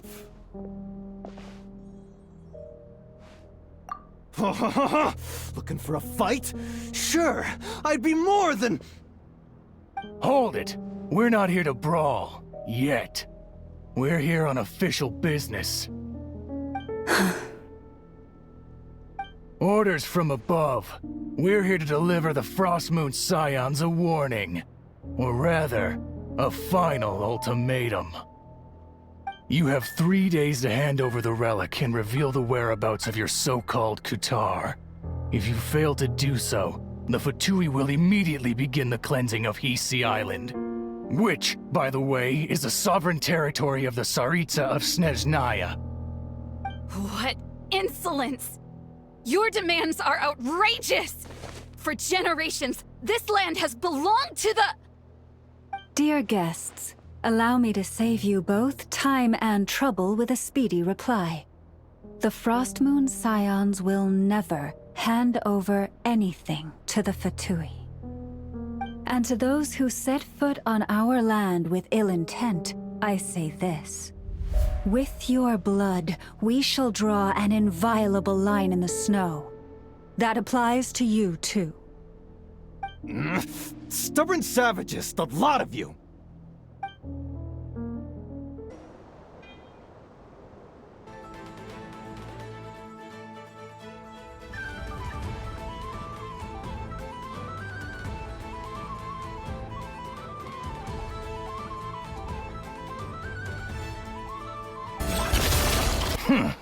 You'll pay for this.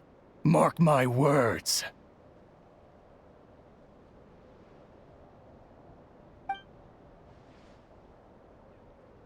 Hey, if you're so tough, get back here and put him up! Huh. Guess all they're good for is running away. I'm so sorry. You've had to put up with far too much unpleasantness today. Come on, it's not your fault. We don't like bullies like them either.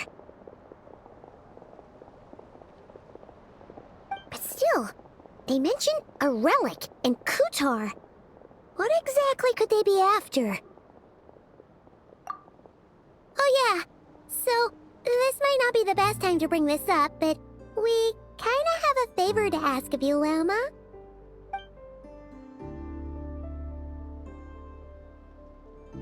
I see. So your questions concern the sacred relic too.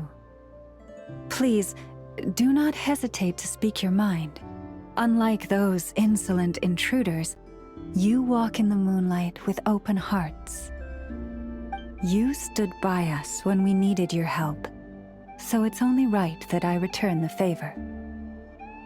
But let us continue this conversation somewhere more fitting. As it happens, there's something I'd like to show you, too. Now that's one huge statue. This is the statue of our goddess, the Moon Maiden Kutar.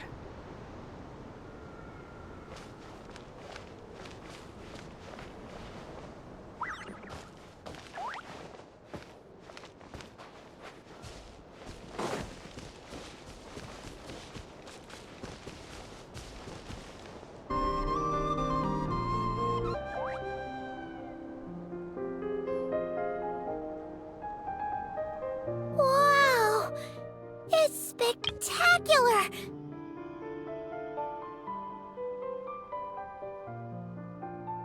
Kutar was born here on Hisi Island around 500 years ago. As it just so happened, a priestess of the Frost Moon Scions witnessed the moment of her birth. Instantly realizing that this was the prophesied rebirth, she quietly recorded the event and carved this statue to honor that miracle. According to legend, Kutar's birth was accompanied by the sudden appearance of many Kuhenki, who wove the moonlight that bathed her into silken vestments fit for a goddess.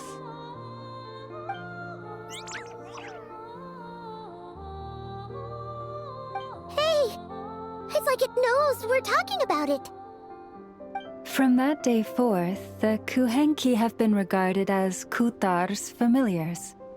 Some believe that their habit of guiding travelers to hidden treasure stems from an instinct.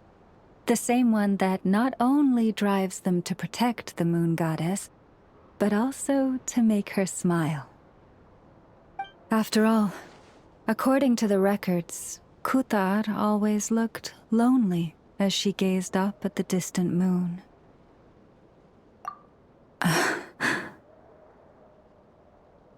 Kutar left Hisi Island before I was even born. According to the previous moon chanter, the goddess was angered by our people's greed, and that is why she left us. Where did she go? No one knows what happened after she left. But just a few months ago, after those two ancient moon's remnants fell from the sky, she was spotted on Hisi Island once more. And the Fatui have been harassing and threatening us ever since. Judging from what they've said, our moon goddess is actually their missing harbinger, Columbina, the damselette. The damselette? But isn't she number 3 amongst the Fatui Harbingers? So she's actually the moon goddess. Why would she join the Fatui then? That too is a question I've struggled with. But even at the best of times, understanding other people's choices is difficult, let alone those of a goddess. Plus, forgive me. There I go again, rambling on about our history. But you came here to ask about the sacred relic, didn't you? Honestly, Paimon's not sure which part she's more curious about now. Since ancient times, the Frost Moon Scions have had in our possession a special fragment of the ancient moon's remnants. A piece in which I sense a power unlike any other. Successive generations of moonchanters have all detected a divine presence within it.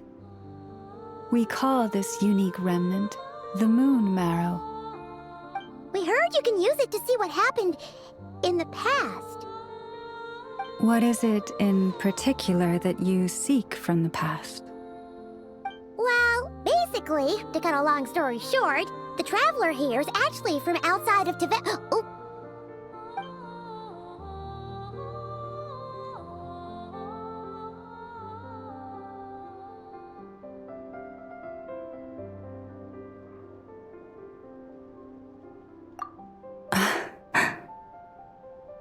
Thank you.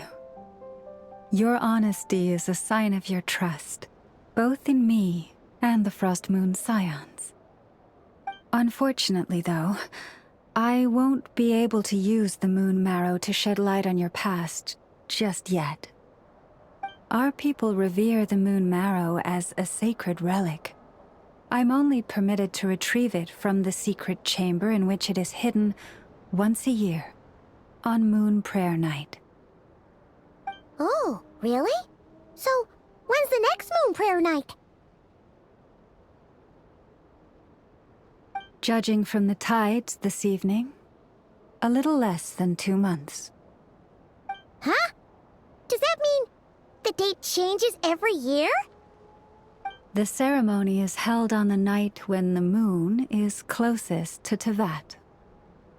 This is also when Nodcry's Kuvaki reaches its peak. Only then can the seal on the secret chamber be lifted.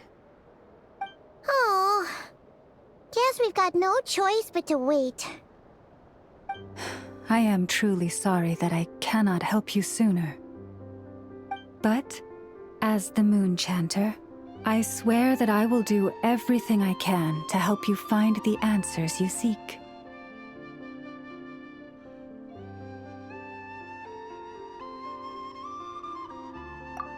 Think nothing of it. After all you've done for us, you deserve nothing less.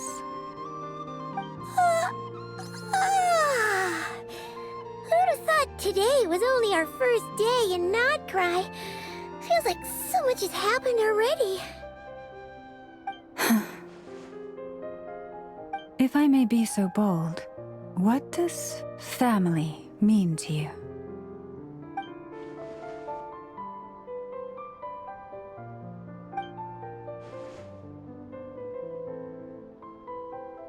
If you are aware of something, a secret that could hurt your family, would you be honest with them? Or try to hide it?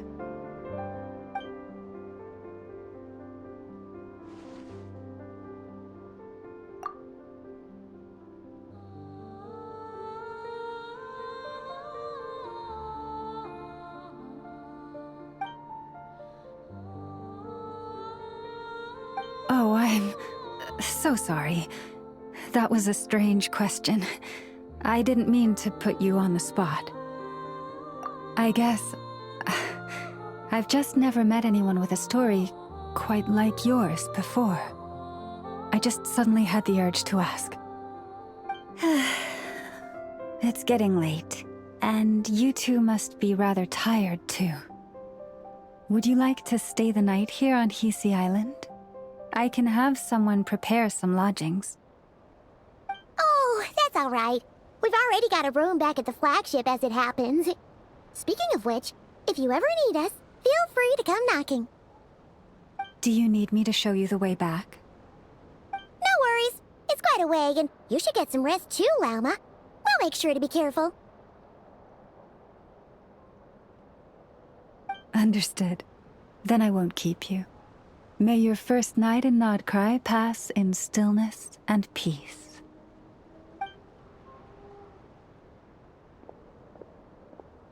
So, what you thinking? Sure was an eventful day, huh? The good news is, we're not at a dead end in the search for your spaceship yet. We can always learn more about this place while we wait. The usual drill, huh?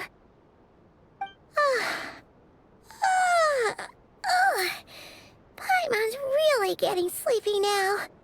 If she gets too tired to fly back, you carry her, okay?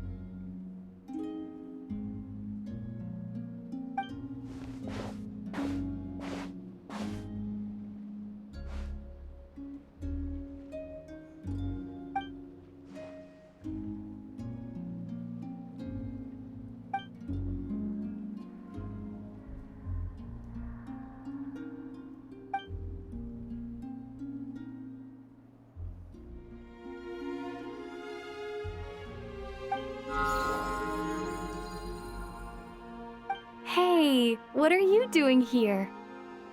Oh, these flowers. I remember. When you first appeared, there were flowers like this all around you.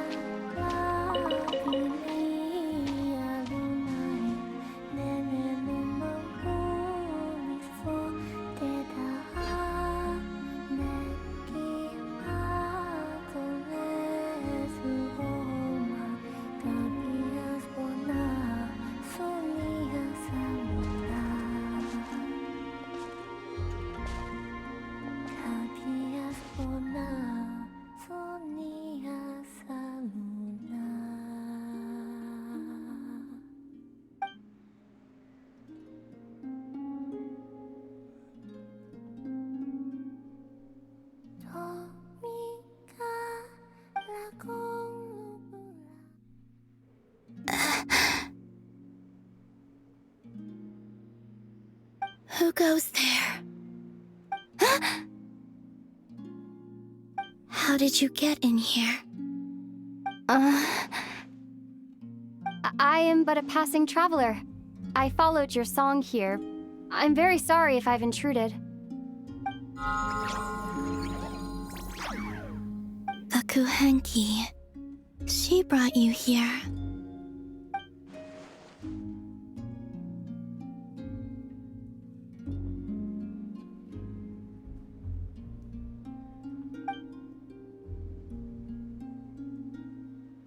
May I ask, are you the one they call Kutar? And the harbinger that the Fatui referred to as the Damselette? The Fatui? Are you here at their behest?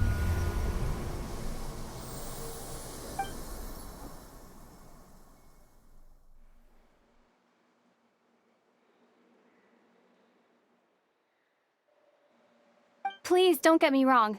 I have no intention of doing anything for the Fatui. I just wanted to ask you about Nodcry. And the moons. The moons? Do not believe in what you can see. What truly matters is what you cannot.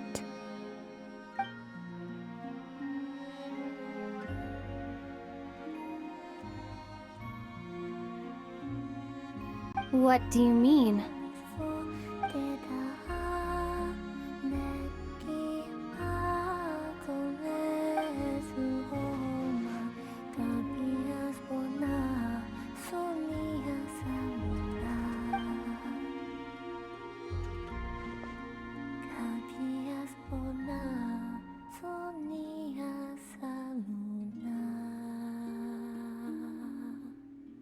Listen, I'm the Traveler. I'm on a journey through the nations of Teyvat. Hello.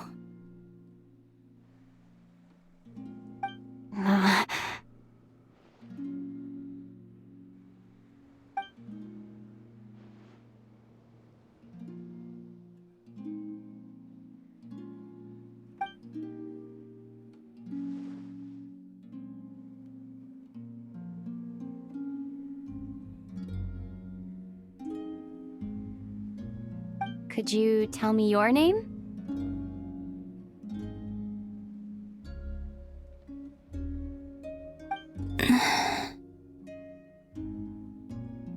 Columbina.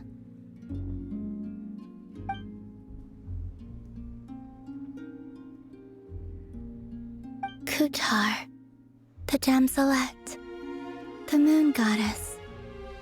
Pick whichever takes your fancy.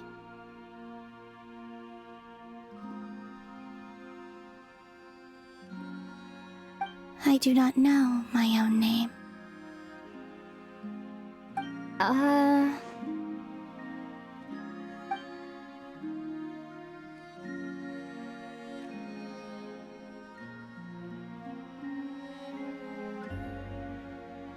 Then... Columbina. Hmm?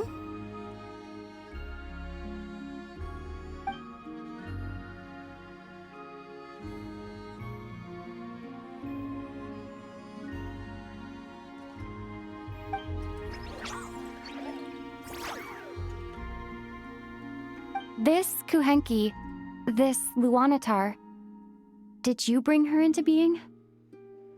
Come here, little one.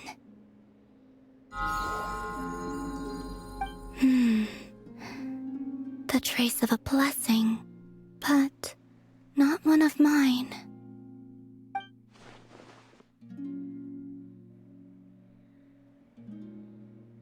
People always assume I can do many things. Assume I have done many things. But I haven't. All I ever wanted was to.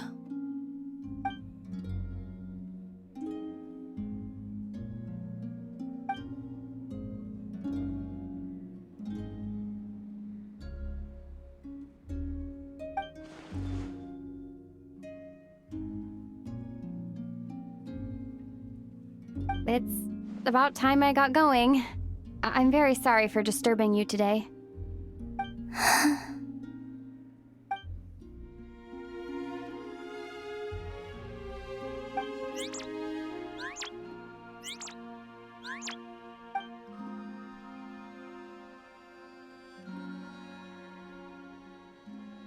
Columbina, that Kuhenki.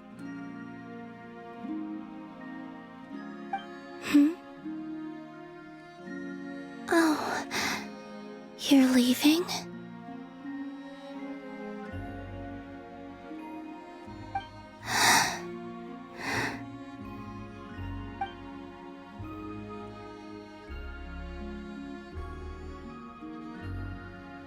Go then.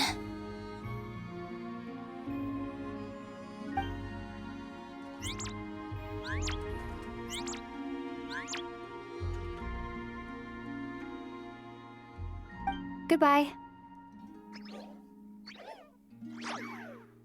Take care. The moon can be treacherous.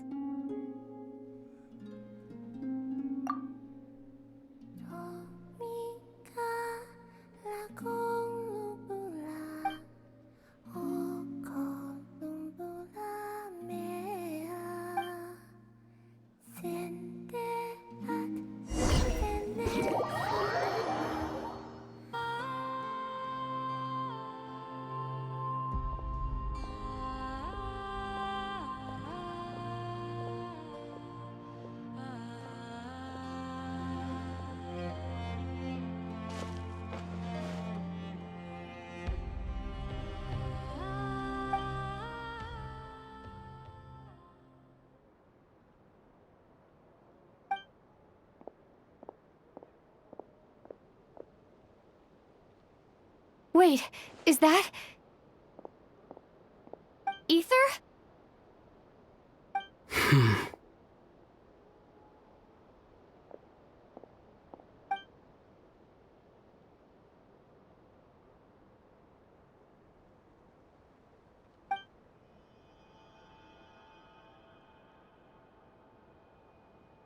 Aether!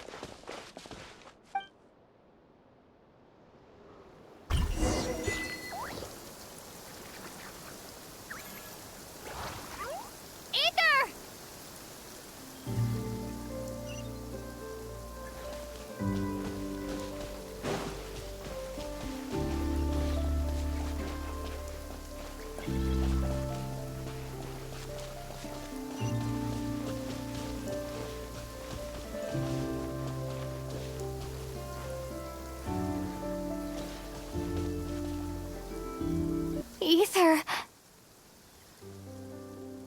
Lumine, it's you.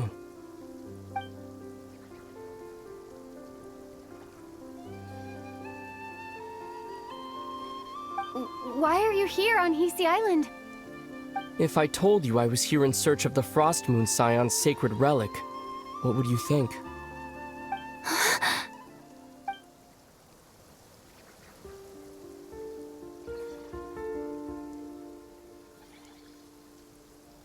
Are you also here to uncover the truth about our past? That's right. What happened to us in the past? How we came to Tevat?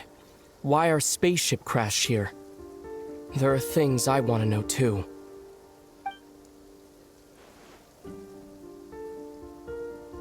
But I'm not about to sit around waiting for another 2 months to find out. Wait! Wait? But I still have unfinished business.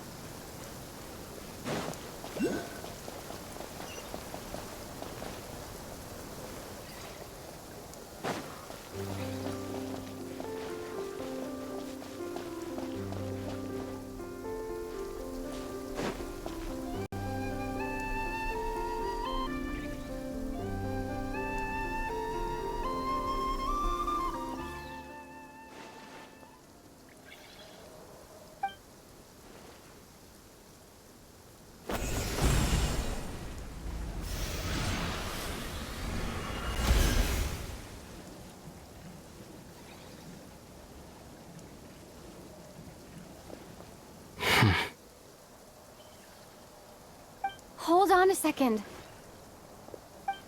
What's wrong? That's the Frost Moon Scion's sacred relic. We can't just... Use it to get to the bottom of all this? We should at least get their permission. You barely even know her. Yet already you hold that moon chanter in such high trust. What do you mean? She told you that the seal can only be broken on Moon Prayer Night, when the flow of Kuvaki is at its peak, yes? You heard all that? Watch this. Huh? But... Get it now? She's been stalling for time. As long as the statue's base is imbued with sufficient power, the secret chamber can be opened at any time.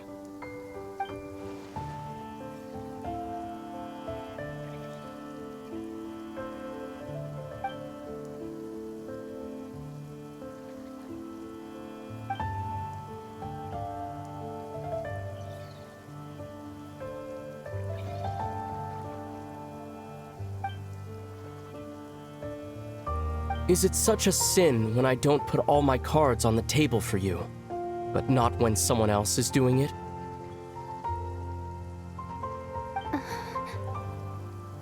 It's not like that. Is it?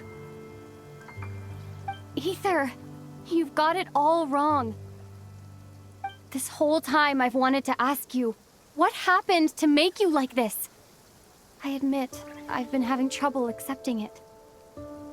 But after all this time apart, I've finally come to terms with who you are. Willful side and all. I trust you. I still do. Through all the worlds we've traveled, you've always been there by my side. If there are things you can't explain yet, I can wait while the journey goes on. I'll wait as long as it takes, until the day you're ready to talk. Lumine.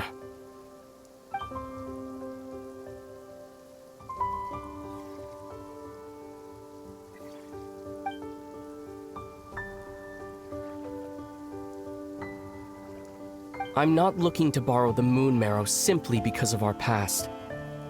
It holds answers about the very origins of Teyvat.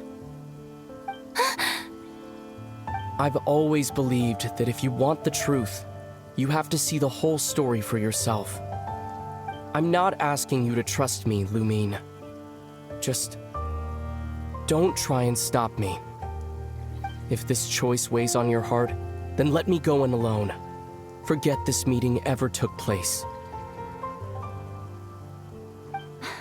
A bit late for that now. But maybe this is the chance I've been waiting for all along. Even if it fades with the morning light. I want to go with you. You sure? Yeah. Then let's go. Aether. It's been ages since we went on an adventure together. I can't wait. Really? You think I'd lie to my little sis?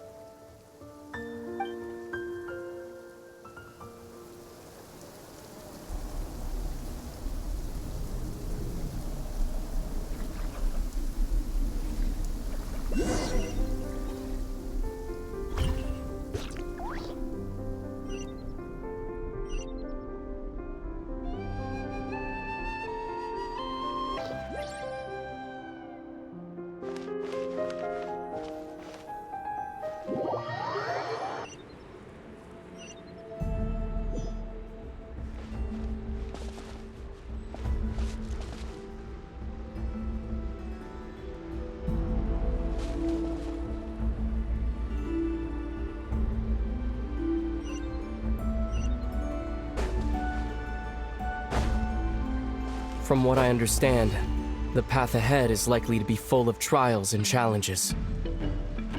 A deterrence against intruders, and a test for those who truly seek entrance. Nah, I doubt the two of us will have any problems. I agree. Still, If we get separated, things could get tricky. Best we move together and watch each other's backs. Even the sound of your footsteps takes me right back. As a warrior, as a traveler, as my little sister.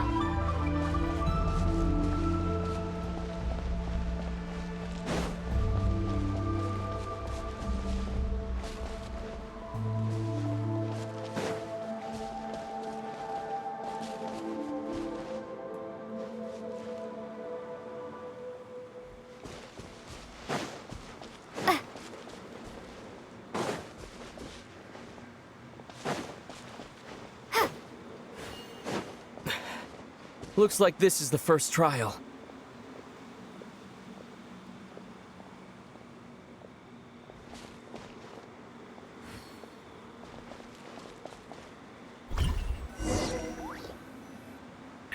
Do you understand how Kuvaki works? How it exacts force through push and pull? Let's see. How about this? I'll temporarily neutralize the Kuvaki on the cliff face and move the platform into the center. Once it's in place, you'll need to utilize the repelling force of Kuvaki to reach the other side.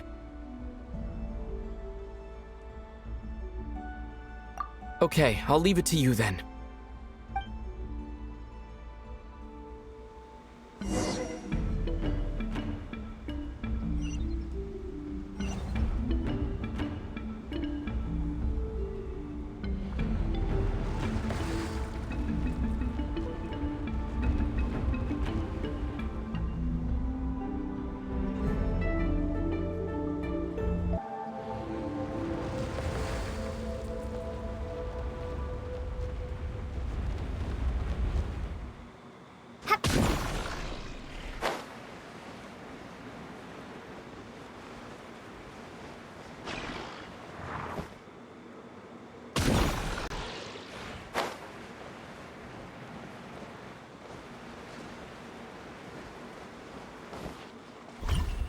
This should help Aether get across.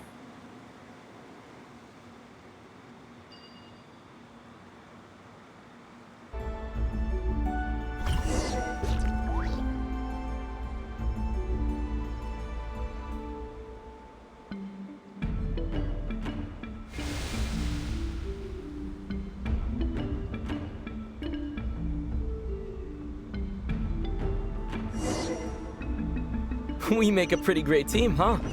Just like the old days.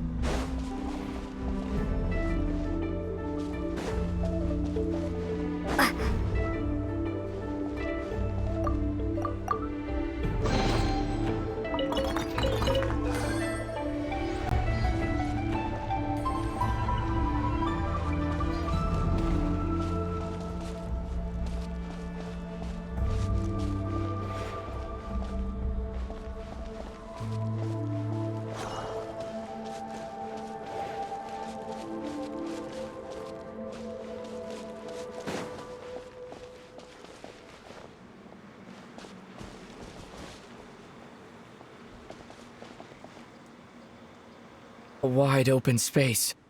Must be in for a fight.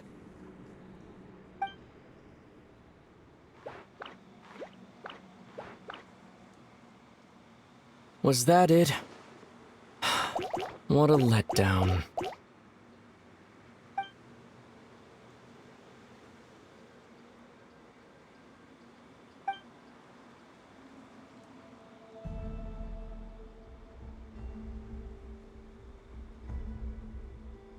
Lumine. What is it? Why are you looking at me like that? Those enemies were weak, were they not? Maybe it's because the trial's only just begun. Actually, I've got an idea. Why don't we have ourselves a little friendly competition? Let's see if your journey has made you rusty. You're on.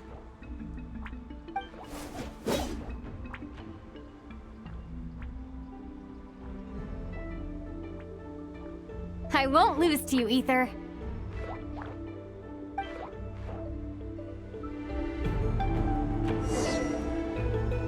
memory serves, I used to come out on top more often than not. You sure you're alright? Seems your memory's slipping, Aether. Save it. We'll know who's stronger soon enough. Let's see what you've got.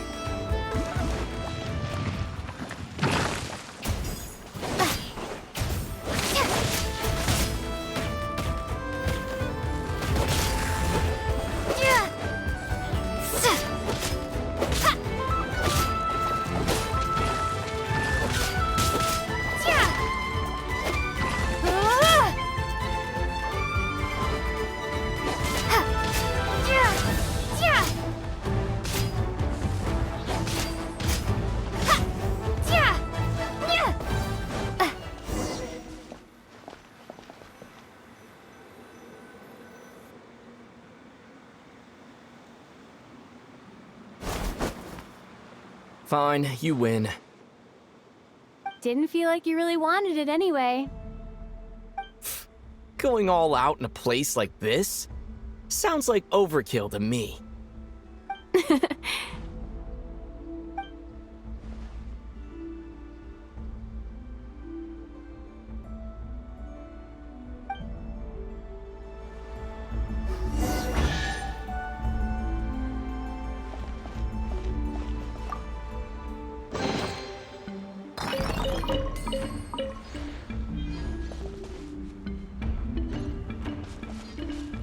Let's keep moving.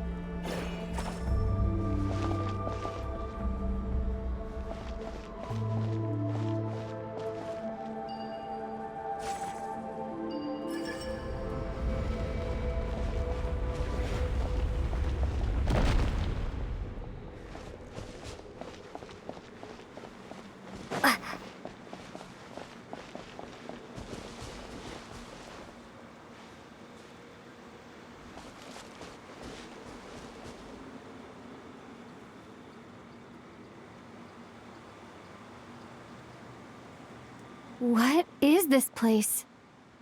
No sign of any monsters. Feels like a ritual site, but something's missing.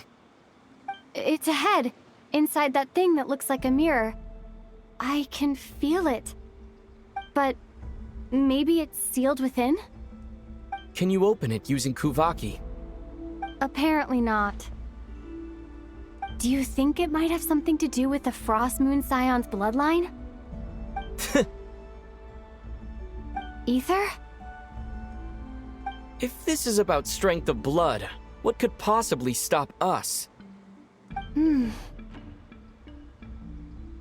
Let me give it a try. Why don't you check around for other clues? Sure.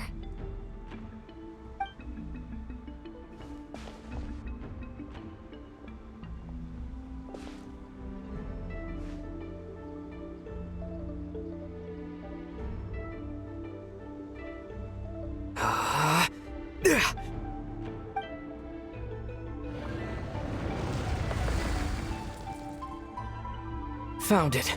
This should do the trick. Okay.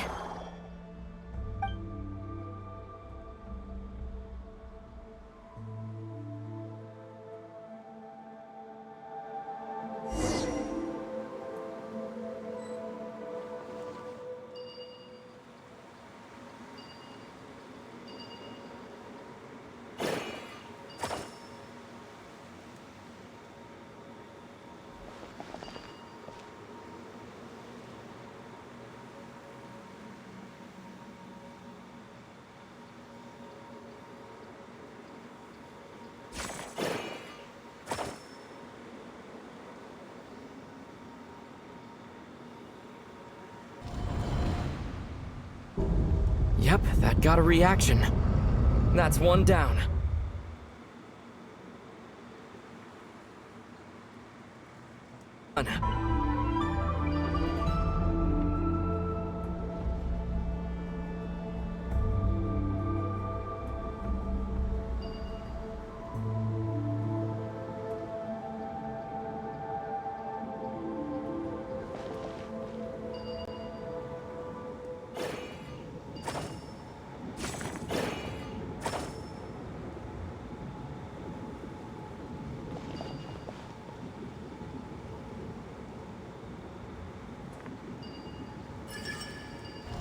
You've got this. One more to go.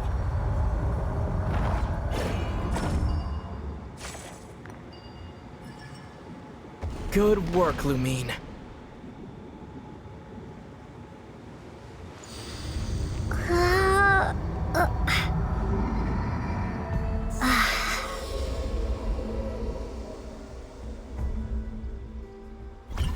The door's open. Come, we must be close.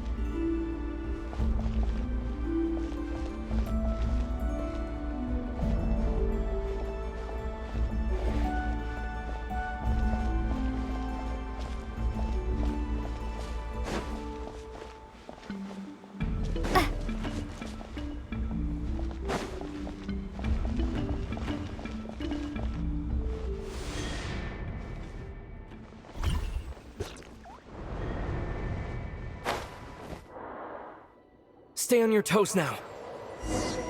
Have you considered that I might be the more experienced between us? Is that so?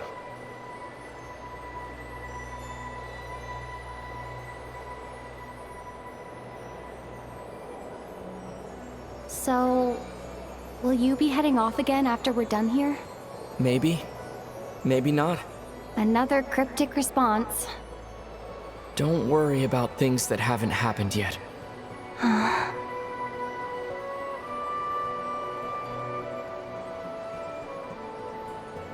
At the end of all this, what do you think we'll find? Whatever it is, we can handle it.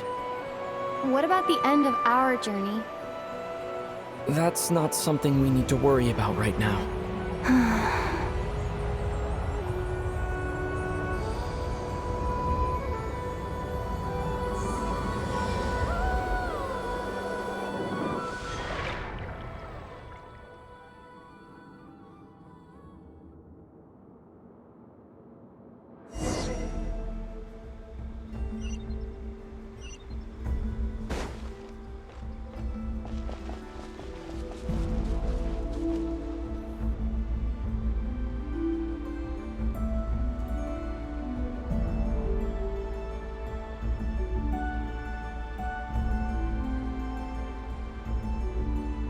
Looks like the final trial is just up ahead. Ready for battle? When have I ever not been?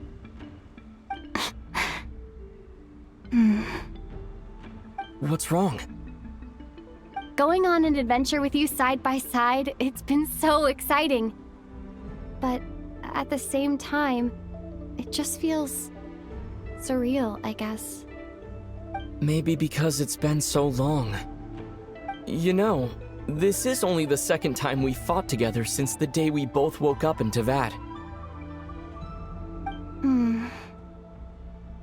Maybe that's it. Lumine, let the light of our blades come together once more, just like they did in the past.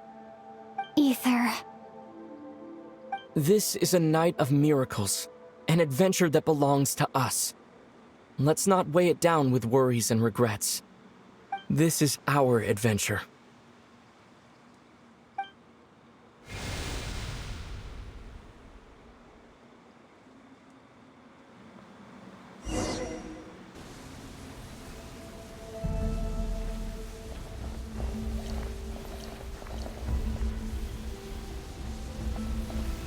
Here goes nothing. Prepare for battle. Stay focused! Dodge its attacks!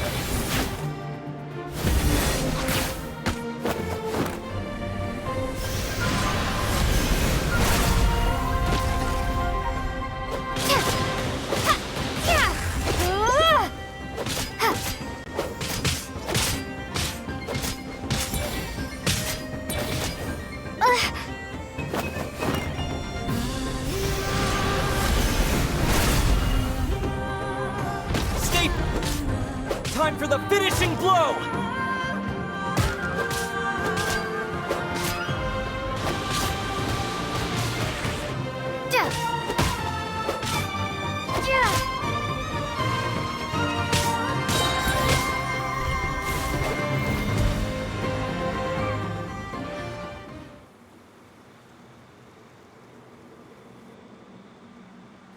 It's over.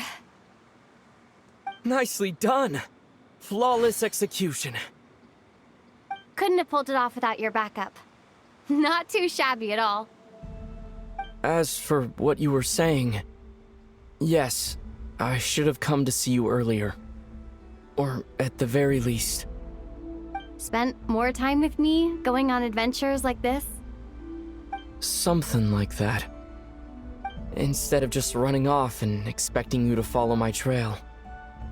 Wait a sec. That's not an official apology, is it? That goes without saying. Come on, time to claim the treasure we came for.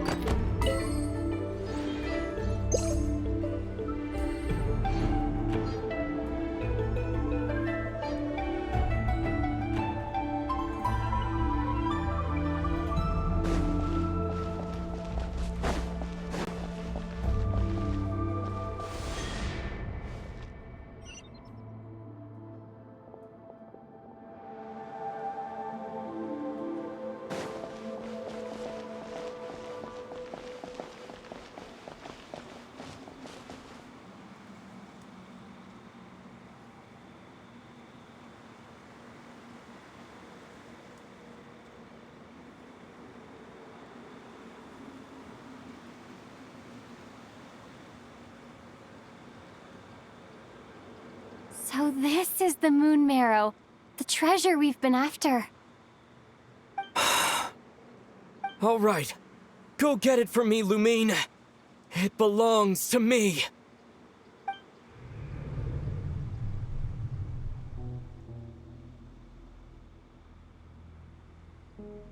What's wrong, Lumine? After everything we've just been through, you still don't trust me? Don't you want to know the truth too? Just like I do? Rest assured, I'll share the truth with you afterwards. Now go, bring it to me.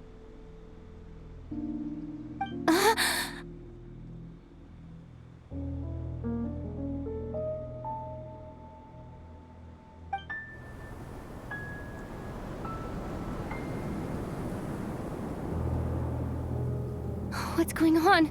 Where did this fog come from?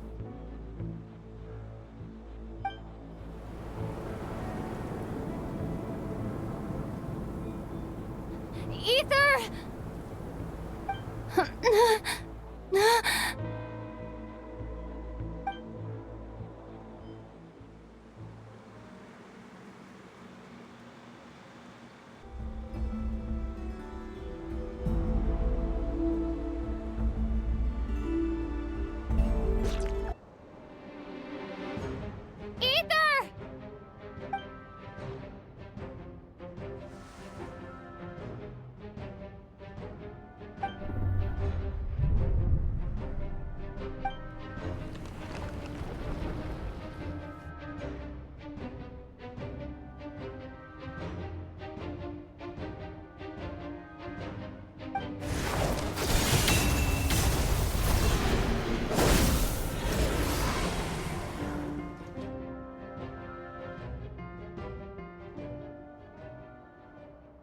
Aether!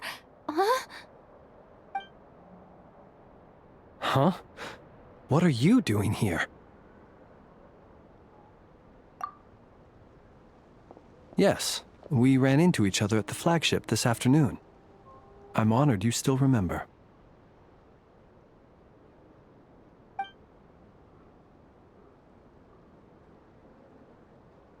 Are you looking for something here?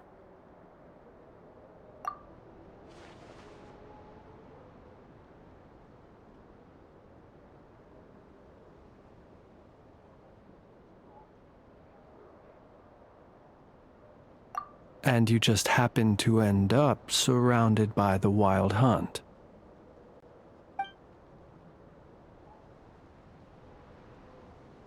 Sorry, I did not intend to come off as pointing fingers.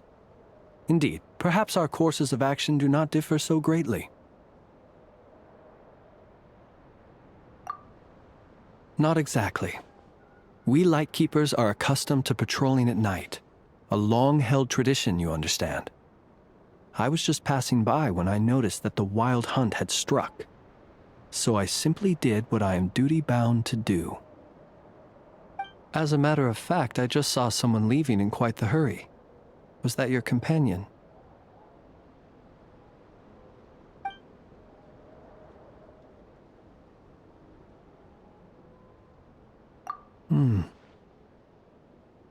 Perhaps I should take my leave now. After all, my patrol isn't over yet. Nodcry is a dangerous place to be at night. I'd advise that you head back soon as well.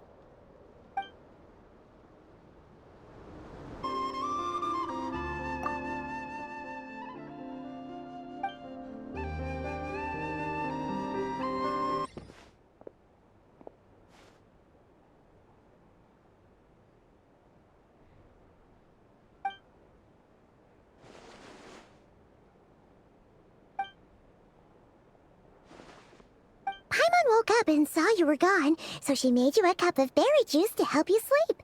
Her own secret recipe. When you get back, drink it up and go get yourself some rest.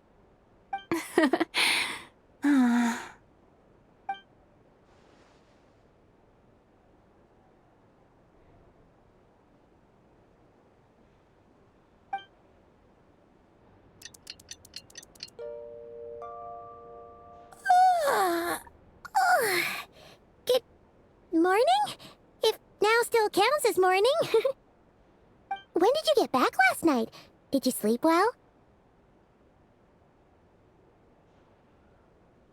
Good to hear. So, where'd you wander off to on your midnight stroll? Anything interesting to see in Nodcry at night? Oh, really? Come on, don't leave Paimon hanging.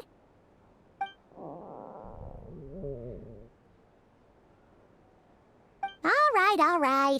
Guess we'll have to feed your stomach before we feed Paimon's curiosity. Let's go grab something to eat while we talk.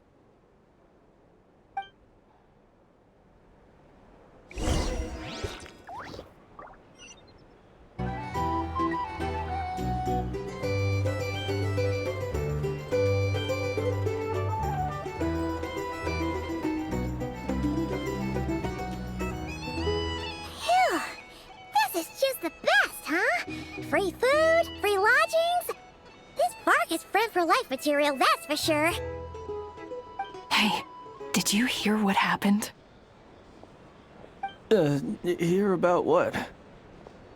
You know, all that commotion over at the Frost Moon Scions. Crazy, huh? Huh? What happened? See what I mean? Completely oblivious to what's going on around you. The sacred relic of theirs. It's been stolen. Hey, slow down. Paimon knows you're hungry, but you don't have to worry about her stealing your food. At least, not today. What? Was it those Fatui? No idea, but the news has already spread right through Nasha Town. What did their high priestess... what did they call her again? The moon... something... Anyway, what did she say about it? What could she say? She's the one who discovered it was missing.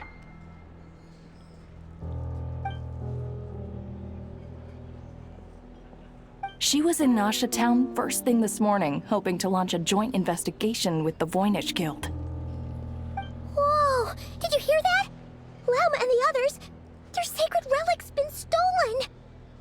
Who in Tivat would even have the nerve? Paimon bets it was that bunch of good-for-nothing, rule-breaking, troublemaking Fatui!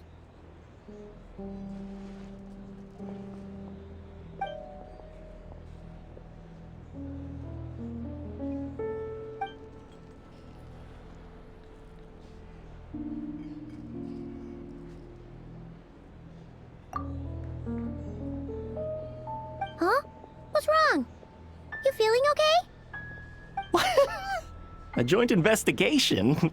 Good luck getting any takers. Unless there's some reward or a business opportunity to sweeten the... Same thoughts here. So just a few minutes back, she switched gears and headed over to the one place that might actually be able to solve this.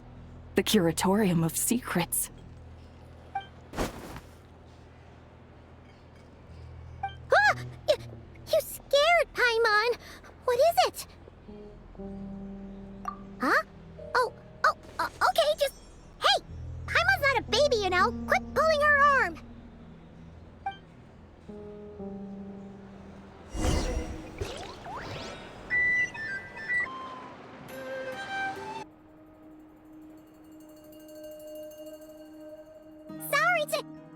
Huh? There's no one here. But didn't they just say Lauma came this way a few minutes ago?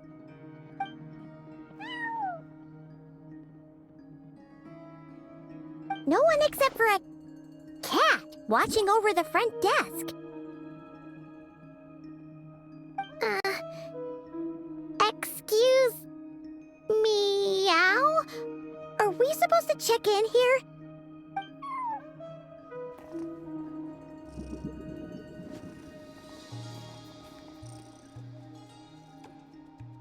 No idea what that means. Is this Lauma's personal receptionist or something? Pretty sure she'd be the only person who could actually understand it.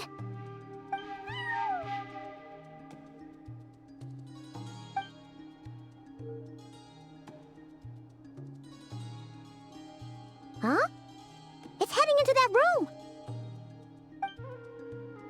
But why not? Like I told you already, that's just... Huh? Another client.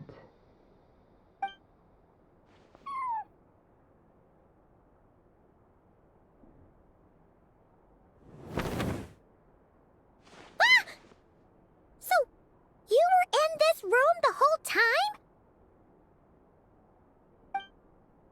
Something I can do for you? Traveler. Paimon. Oh, you're acquainted then? Yes, they visited Hisi Island yesterday. We had dinner together.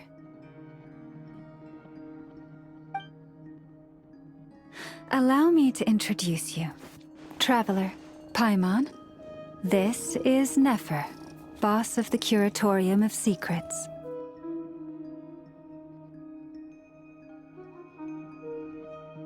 Pleasure to meet you. They are travelers who arrived in Nodcry just yesterday. Greeted by the birds and beasts of this land, they are kind-hearted souls who walk in the moonlight's glow.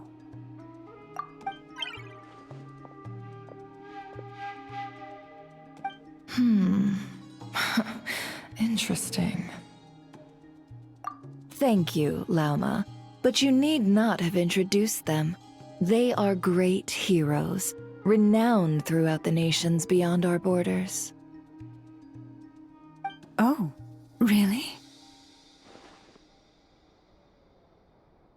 Do not forget, I deal in information. Just because most people in Nodcry pay scant attention to foreign affairs, that does not mean the same goes for the Curatorium of Secrets. They're the heroes everyone was talking about before. The ones who saved Natlan during the Abyss crisis.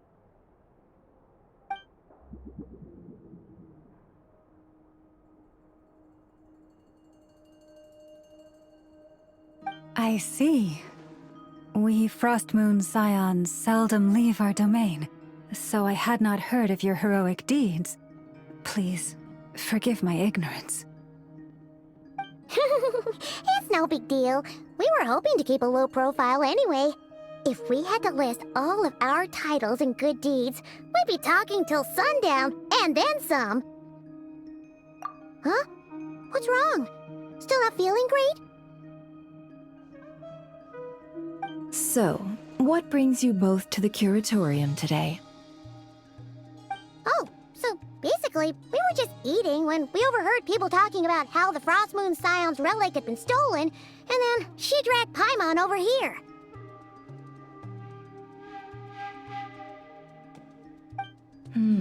I see. Ah, I see. So you came over here because you were worried about Lauma. A combination truly befitting of great heroes. Strong at arms and pure of heart. In that case, Lauma, I've got a suggestion. Why not ask these battle-hardened heroes to take the commission for you? Honestly, it's a little beyond the means of such a modest establishment as ours. Your modest establishment? Unable to handle a commission? You just don't want to take it, do you? You're right. I do not. What kind of commission is this? Surely it's not to recover your stolen relic? Yes, that is it. Recovering the relic is both my duty as a moon chanter and a step toward fulfilling the promise I made the Traveler, to help uncover the truth of the past. But Nefer has already declined our commission multiple times. And yet, just as it always has, the moon will continue to illuminate the sky above the Curatorium. Come night or day, may the moon goddess keep you. Enough of that.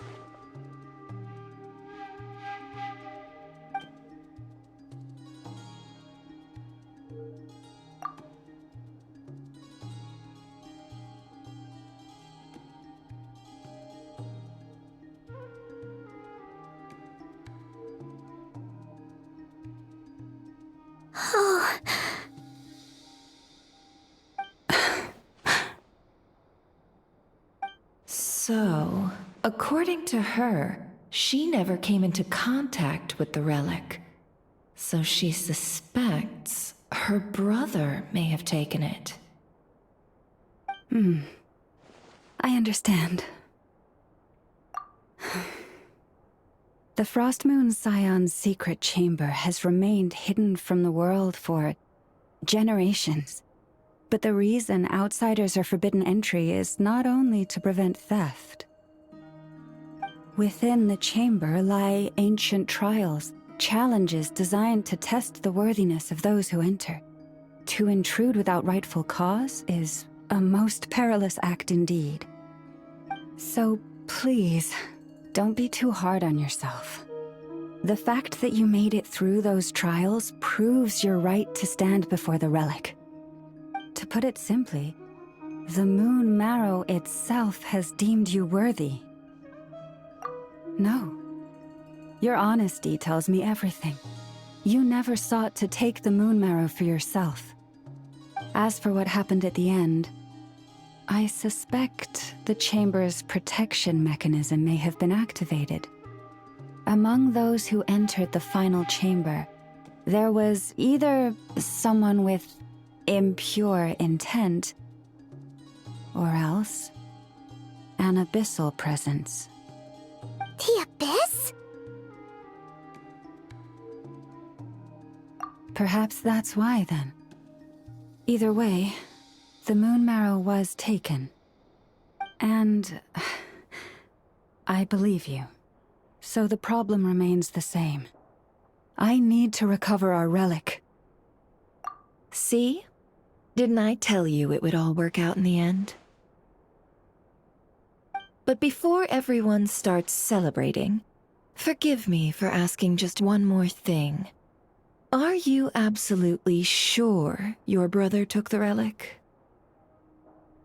What do you mean? Weren't they the only ones inside at the time? Who knows? Think about it. After your brother broke the seal with abyssal power, what was to stop someone else from following you in there?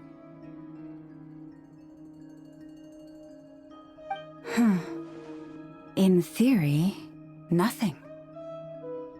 And as it just so happens, I received a tip-off from one of my sources earlier this morning. Word is, today of all days, the Fatui suddenly called off their search for the relic. What? Huh? Why? Well, either they woke up this morning and suddenly decided they'd lost all interest, or... Exactly.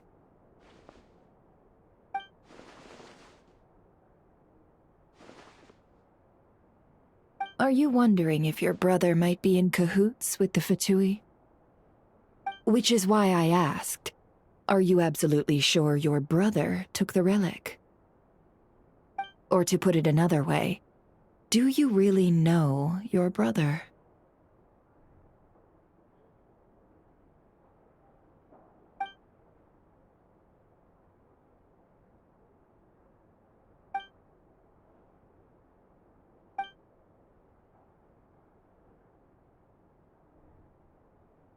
In other words, it's highly likely that the Fatui already have the moon marrow. So, basically, all we need to do is find our way into that Fatui research facility, and we should be able to get to the bottom of this, right? Congratulations, you've found your answer. Looks like the Curatorium won't need to lift a finger this time. Well, Lauma, there we are. On behalf of our long-standing cooperation and the great hero by your side, I'll waive your consultation fee. But just this once. You're really not planning on helping us?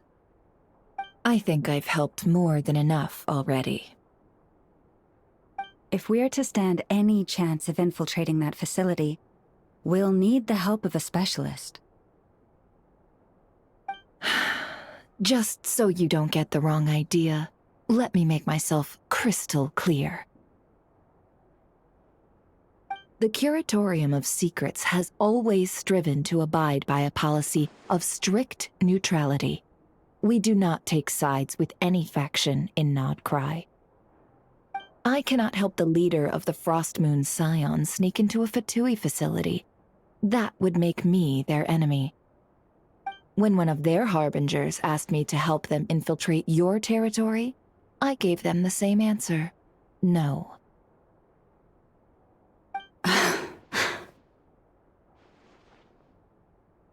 All right, I understand. But I do have one final request. I promise it's my last. It had better be. No matter who it is, I want you to help us persuade the next person who walks through that door to join us.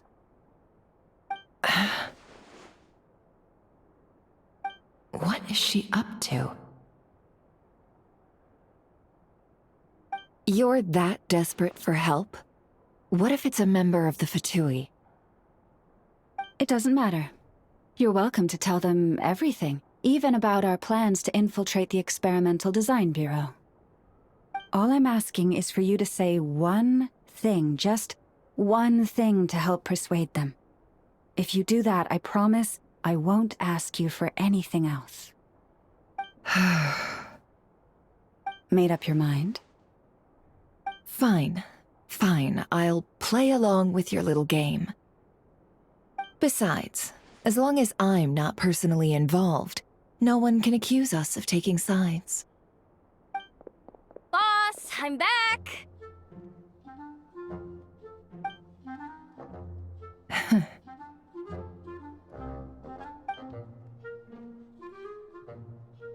You won't believe the luck I've been having today. Remember you sent me to find that runaway cat, yeah? And you said I'd only be back after dark? Well, guess what? Right after I left the house, this big ibis flew over and the missing cat was right in its claws. And once it got close, it loosened its grip and...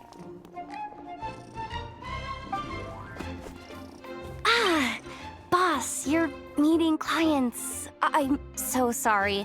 I'll get out of your way.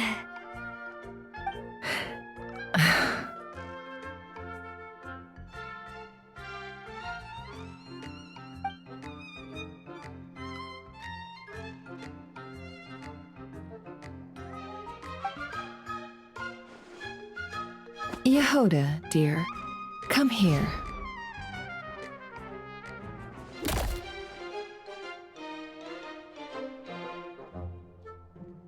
Huh? Me? Is something the matter? Oh, hi there.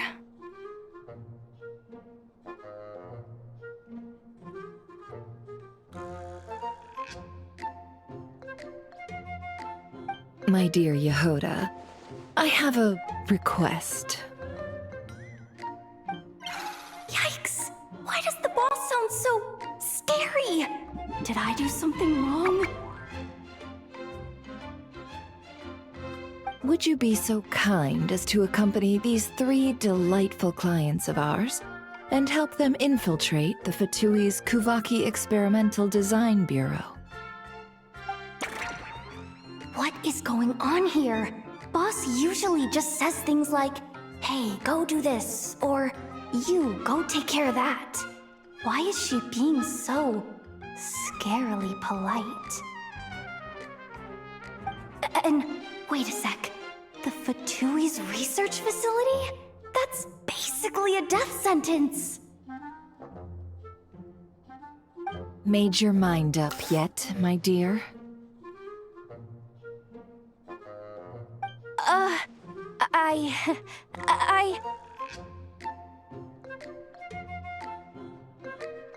What is up with Boss today?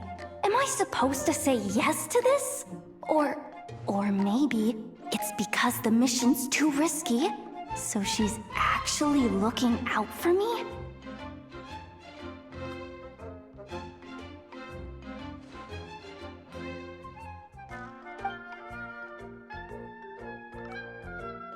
Why is everyone looking at me like that? Is this some kind of test? I can't let the boss down. Can I? Have you made up your mind?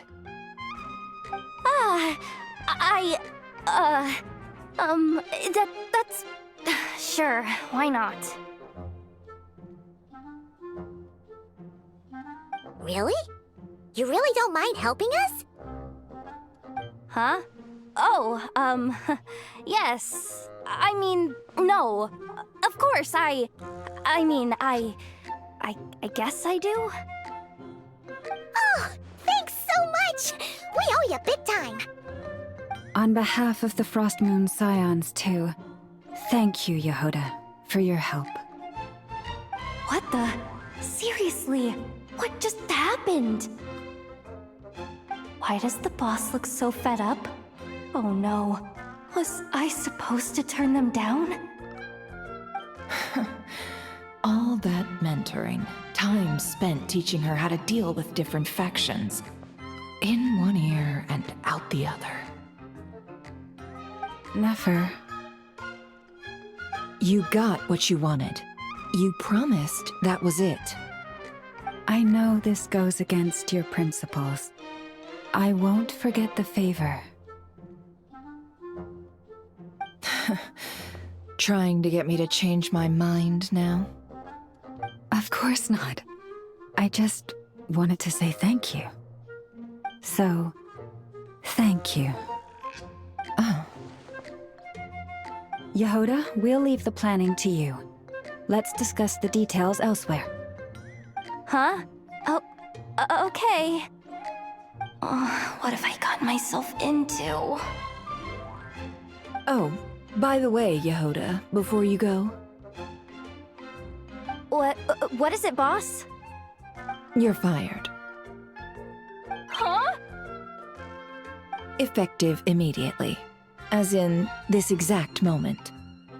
The Curatorium will take you back, of course, but only once you've completed this commission for our 3 clients. What? Is there some issue? Well, here's the upside. Without me taking a cut from your commission, you'll earn more. Seriously? Can someone explain what's going on here?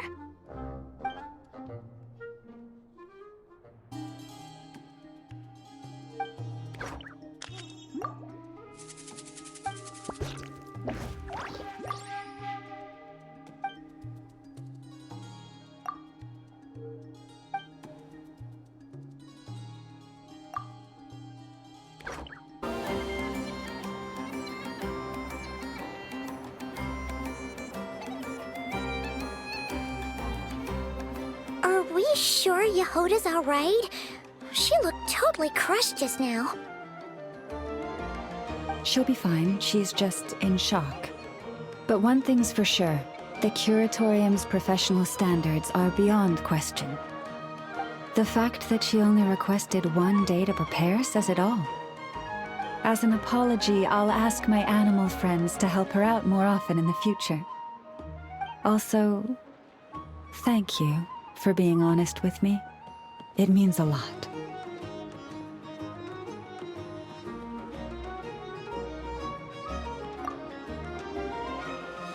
Was it really, though? As far as I see it, trusting your family is never wrong. In this case, let's call it a misjudgment. But the truth is, we all make mistakes every now and then. What matters is how we deal with the consequences.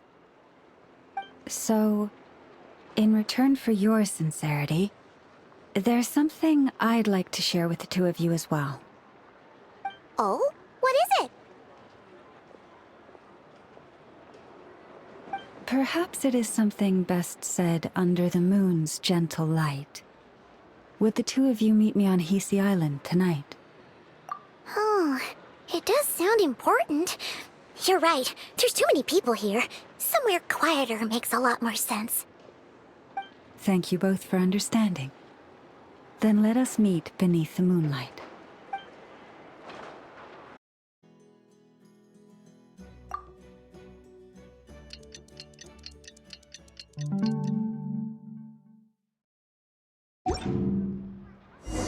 It's about time, and the moon's already up.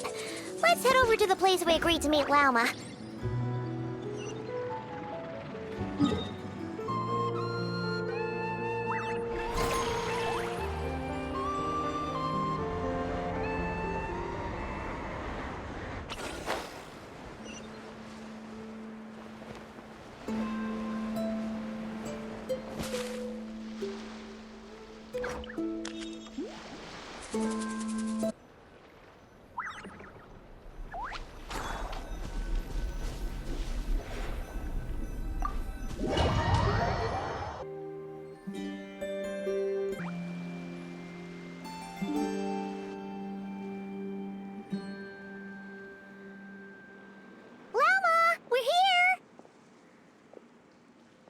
Huh?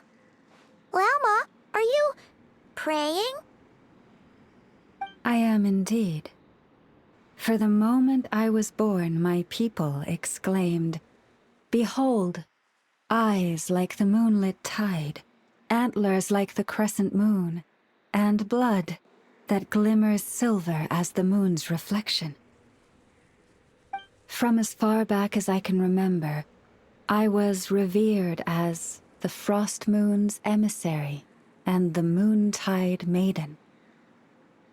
The first words I ever learned were prayers to the Frost Moon.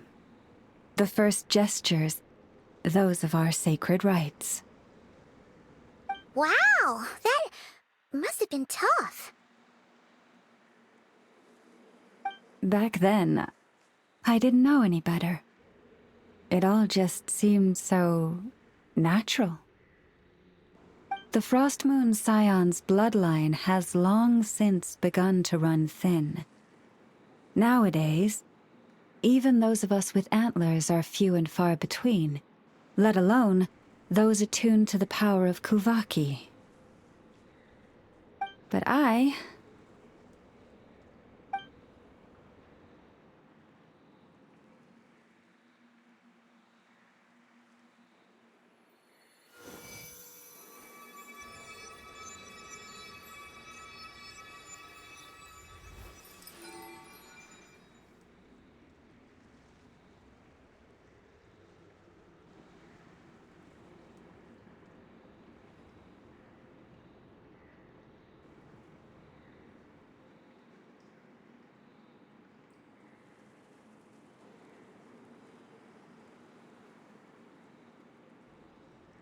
Whoa!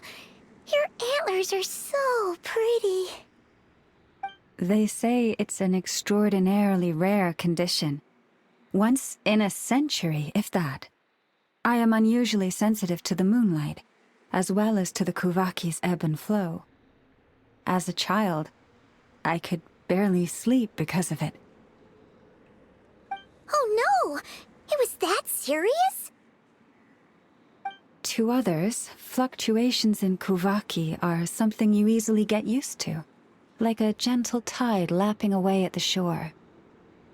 But to me, that same tide is a towering tsunami, a surging swell crashing against me. Of course, as the years went by, I learned how to suppress my senses and my power, enough to keep it all from overwhelming me. But because of that, I also had to walk the path of concealment. Concealment? From the moment I was first taught to pray, my kin would point up to the night sky telling me, that Lauma is the frost moon, the last of the moons, the sole surviving truth. But I would ask them in response, why? Why can't I feel anything from it at all? Later, I came to understand that they simply could not tell where the real tide was coming from. They couldn't sense it. The true moon beyond the sky's veil.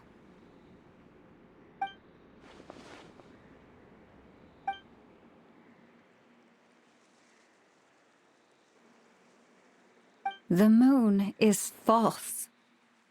I reached that conclusion long ago. But there was no one I could tell. Not a single soul. At least, not until now. Am I the one who's wrong? Is it the moon that is false, or my own senses? I asked myself such questions time and time again.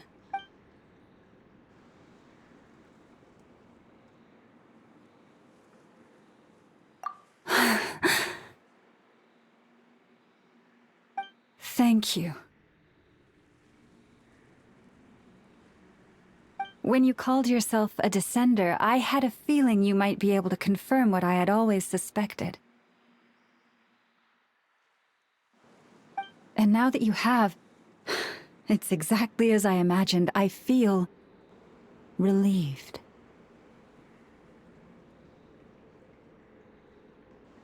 Oh, Paimon kinda gets why you couldn't tell anyone now. It's not easy to change people's minds on something they've believed for hundreds of years. That's what I meant by concealment. I knew too much, so I had no choice but to keep my people in the dark. Every prayer I offer feels like a lie to keep myself going.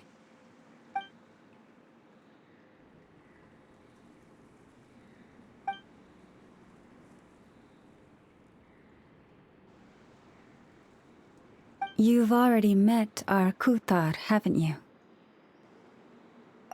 Huh? When was that? And, more importantly, when were you planning on telling Paimon?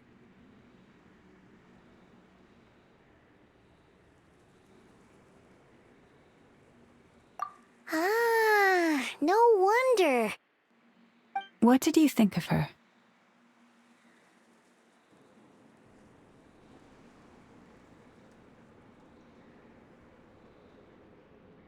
What exactly do you mean by up in the clouds? I understand what you mean. She is quite indifferent to the world outside herself. But I find it hard to hold that against her. Yes, it was shortly after the fall of the ancient moon's remnants. I asked her what the Frost Moon Scions meant to her, and why she left in the first place. Yeah? So, why did she? Perhaps it's better if you ask her yourselves. Things tend to get lost in translation when you speak on someone's behalf. What I can say for certain is this. Even when I had no one to confide in, I still had a family. I still had the Frost Moons. But that girl, born beneath the moonlight. Perhaps she's never felt she had either. The truth is, though, she might have had it all, if only the Frost Moon Scions hadn't let her down.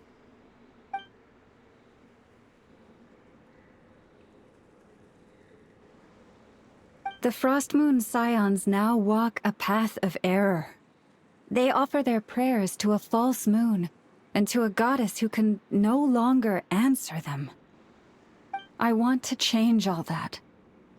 But with the Fatui closing in on us day by day, the Frost Moon Scions must stand united, now more than ever. I just need to wait for the right moment. Lady Lauma! Lady Lauma! Cappy? Has Cardena's condition deteriorated again? Traveler, Paimon, we'll have to continue this conversation later. We'll come too!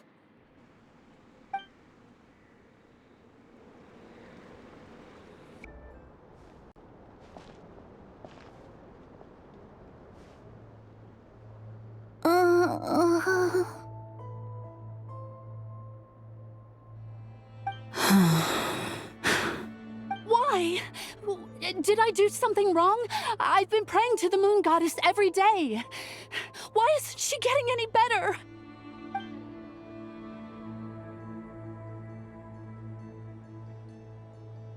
Cappy, I need you to wait outside. I'm about to start her treatment.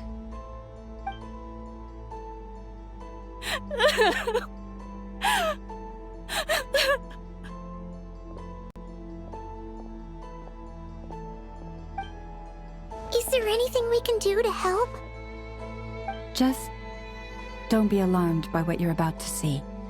And please, don't let her mother see it.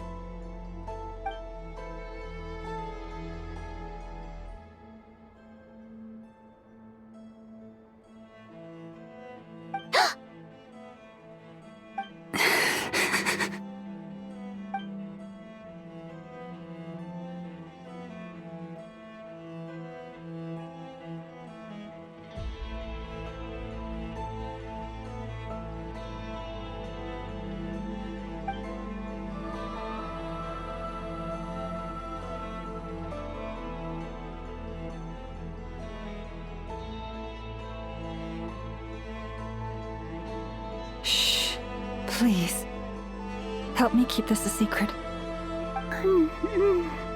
She looks much better now. But, Lauma, was that? A medicine prescribed by a local doctor. For ordinary people, my blood has the power to counteract any adverse reactions to Kuvaki.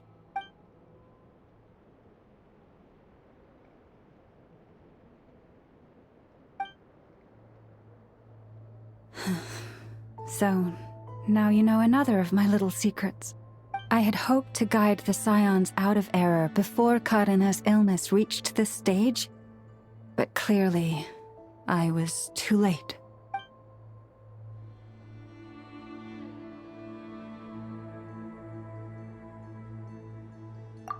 My life is as hidden from sight as the far side of the moon. Yet people only look to the bright side for guidance. If the day ever came when the two sides were reversed, could they truly accept it?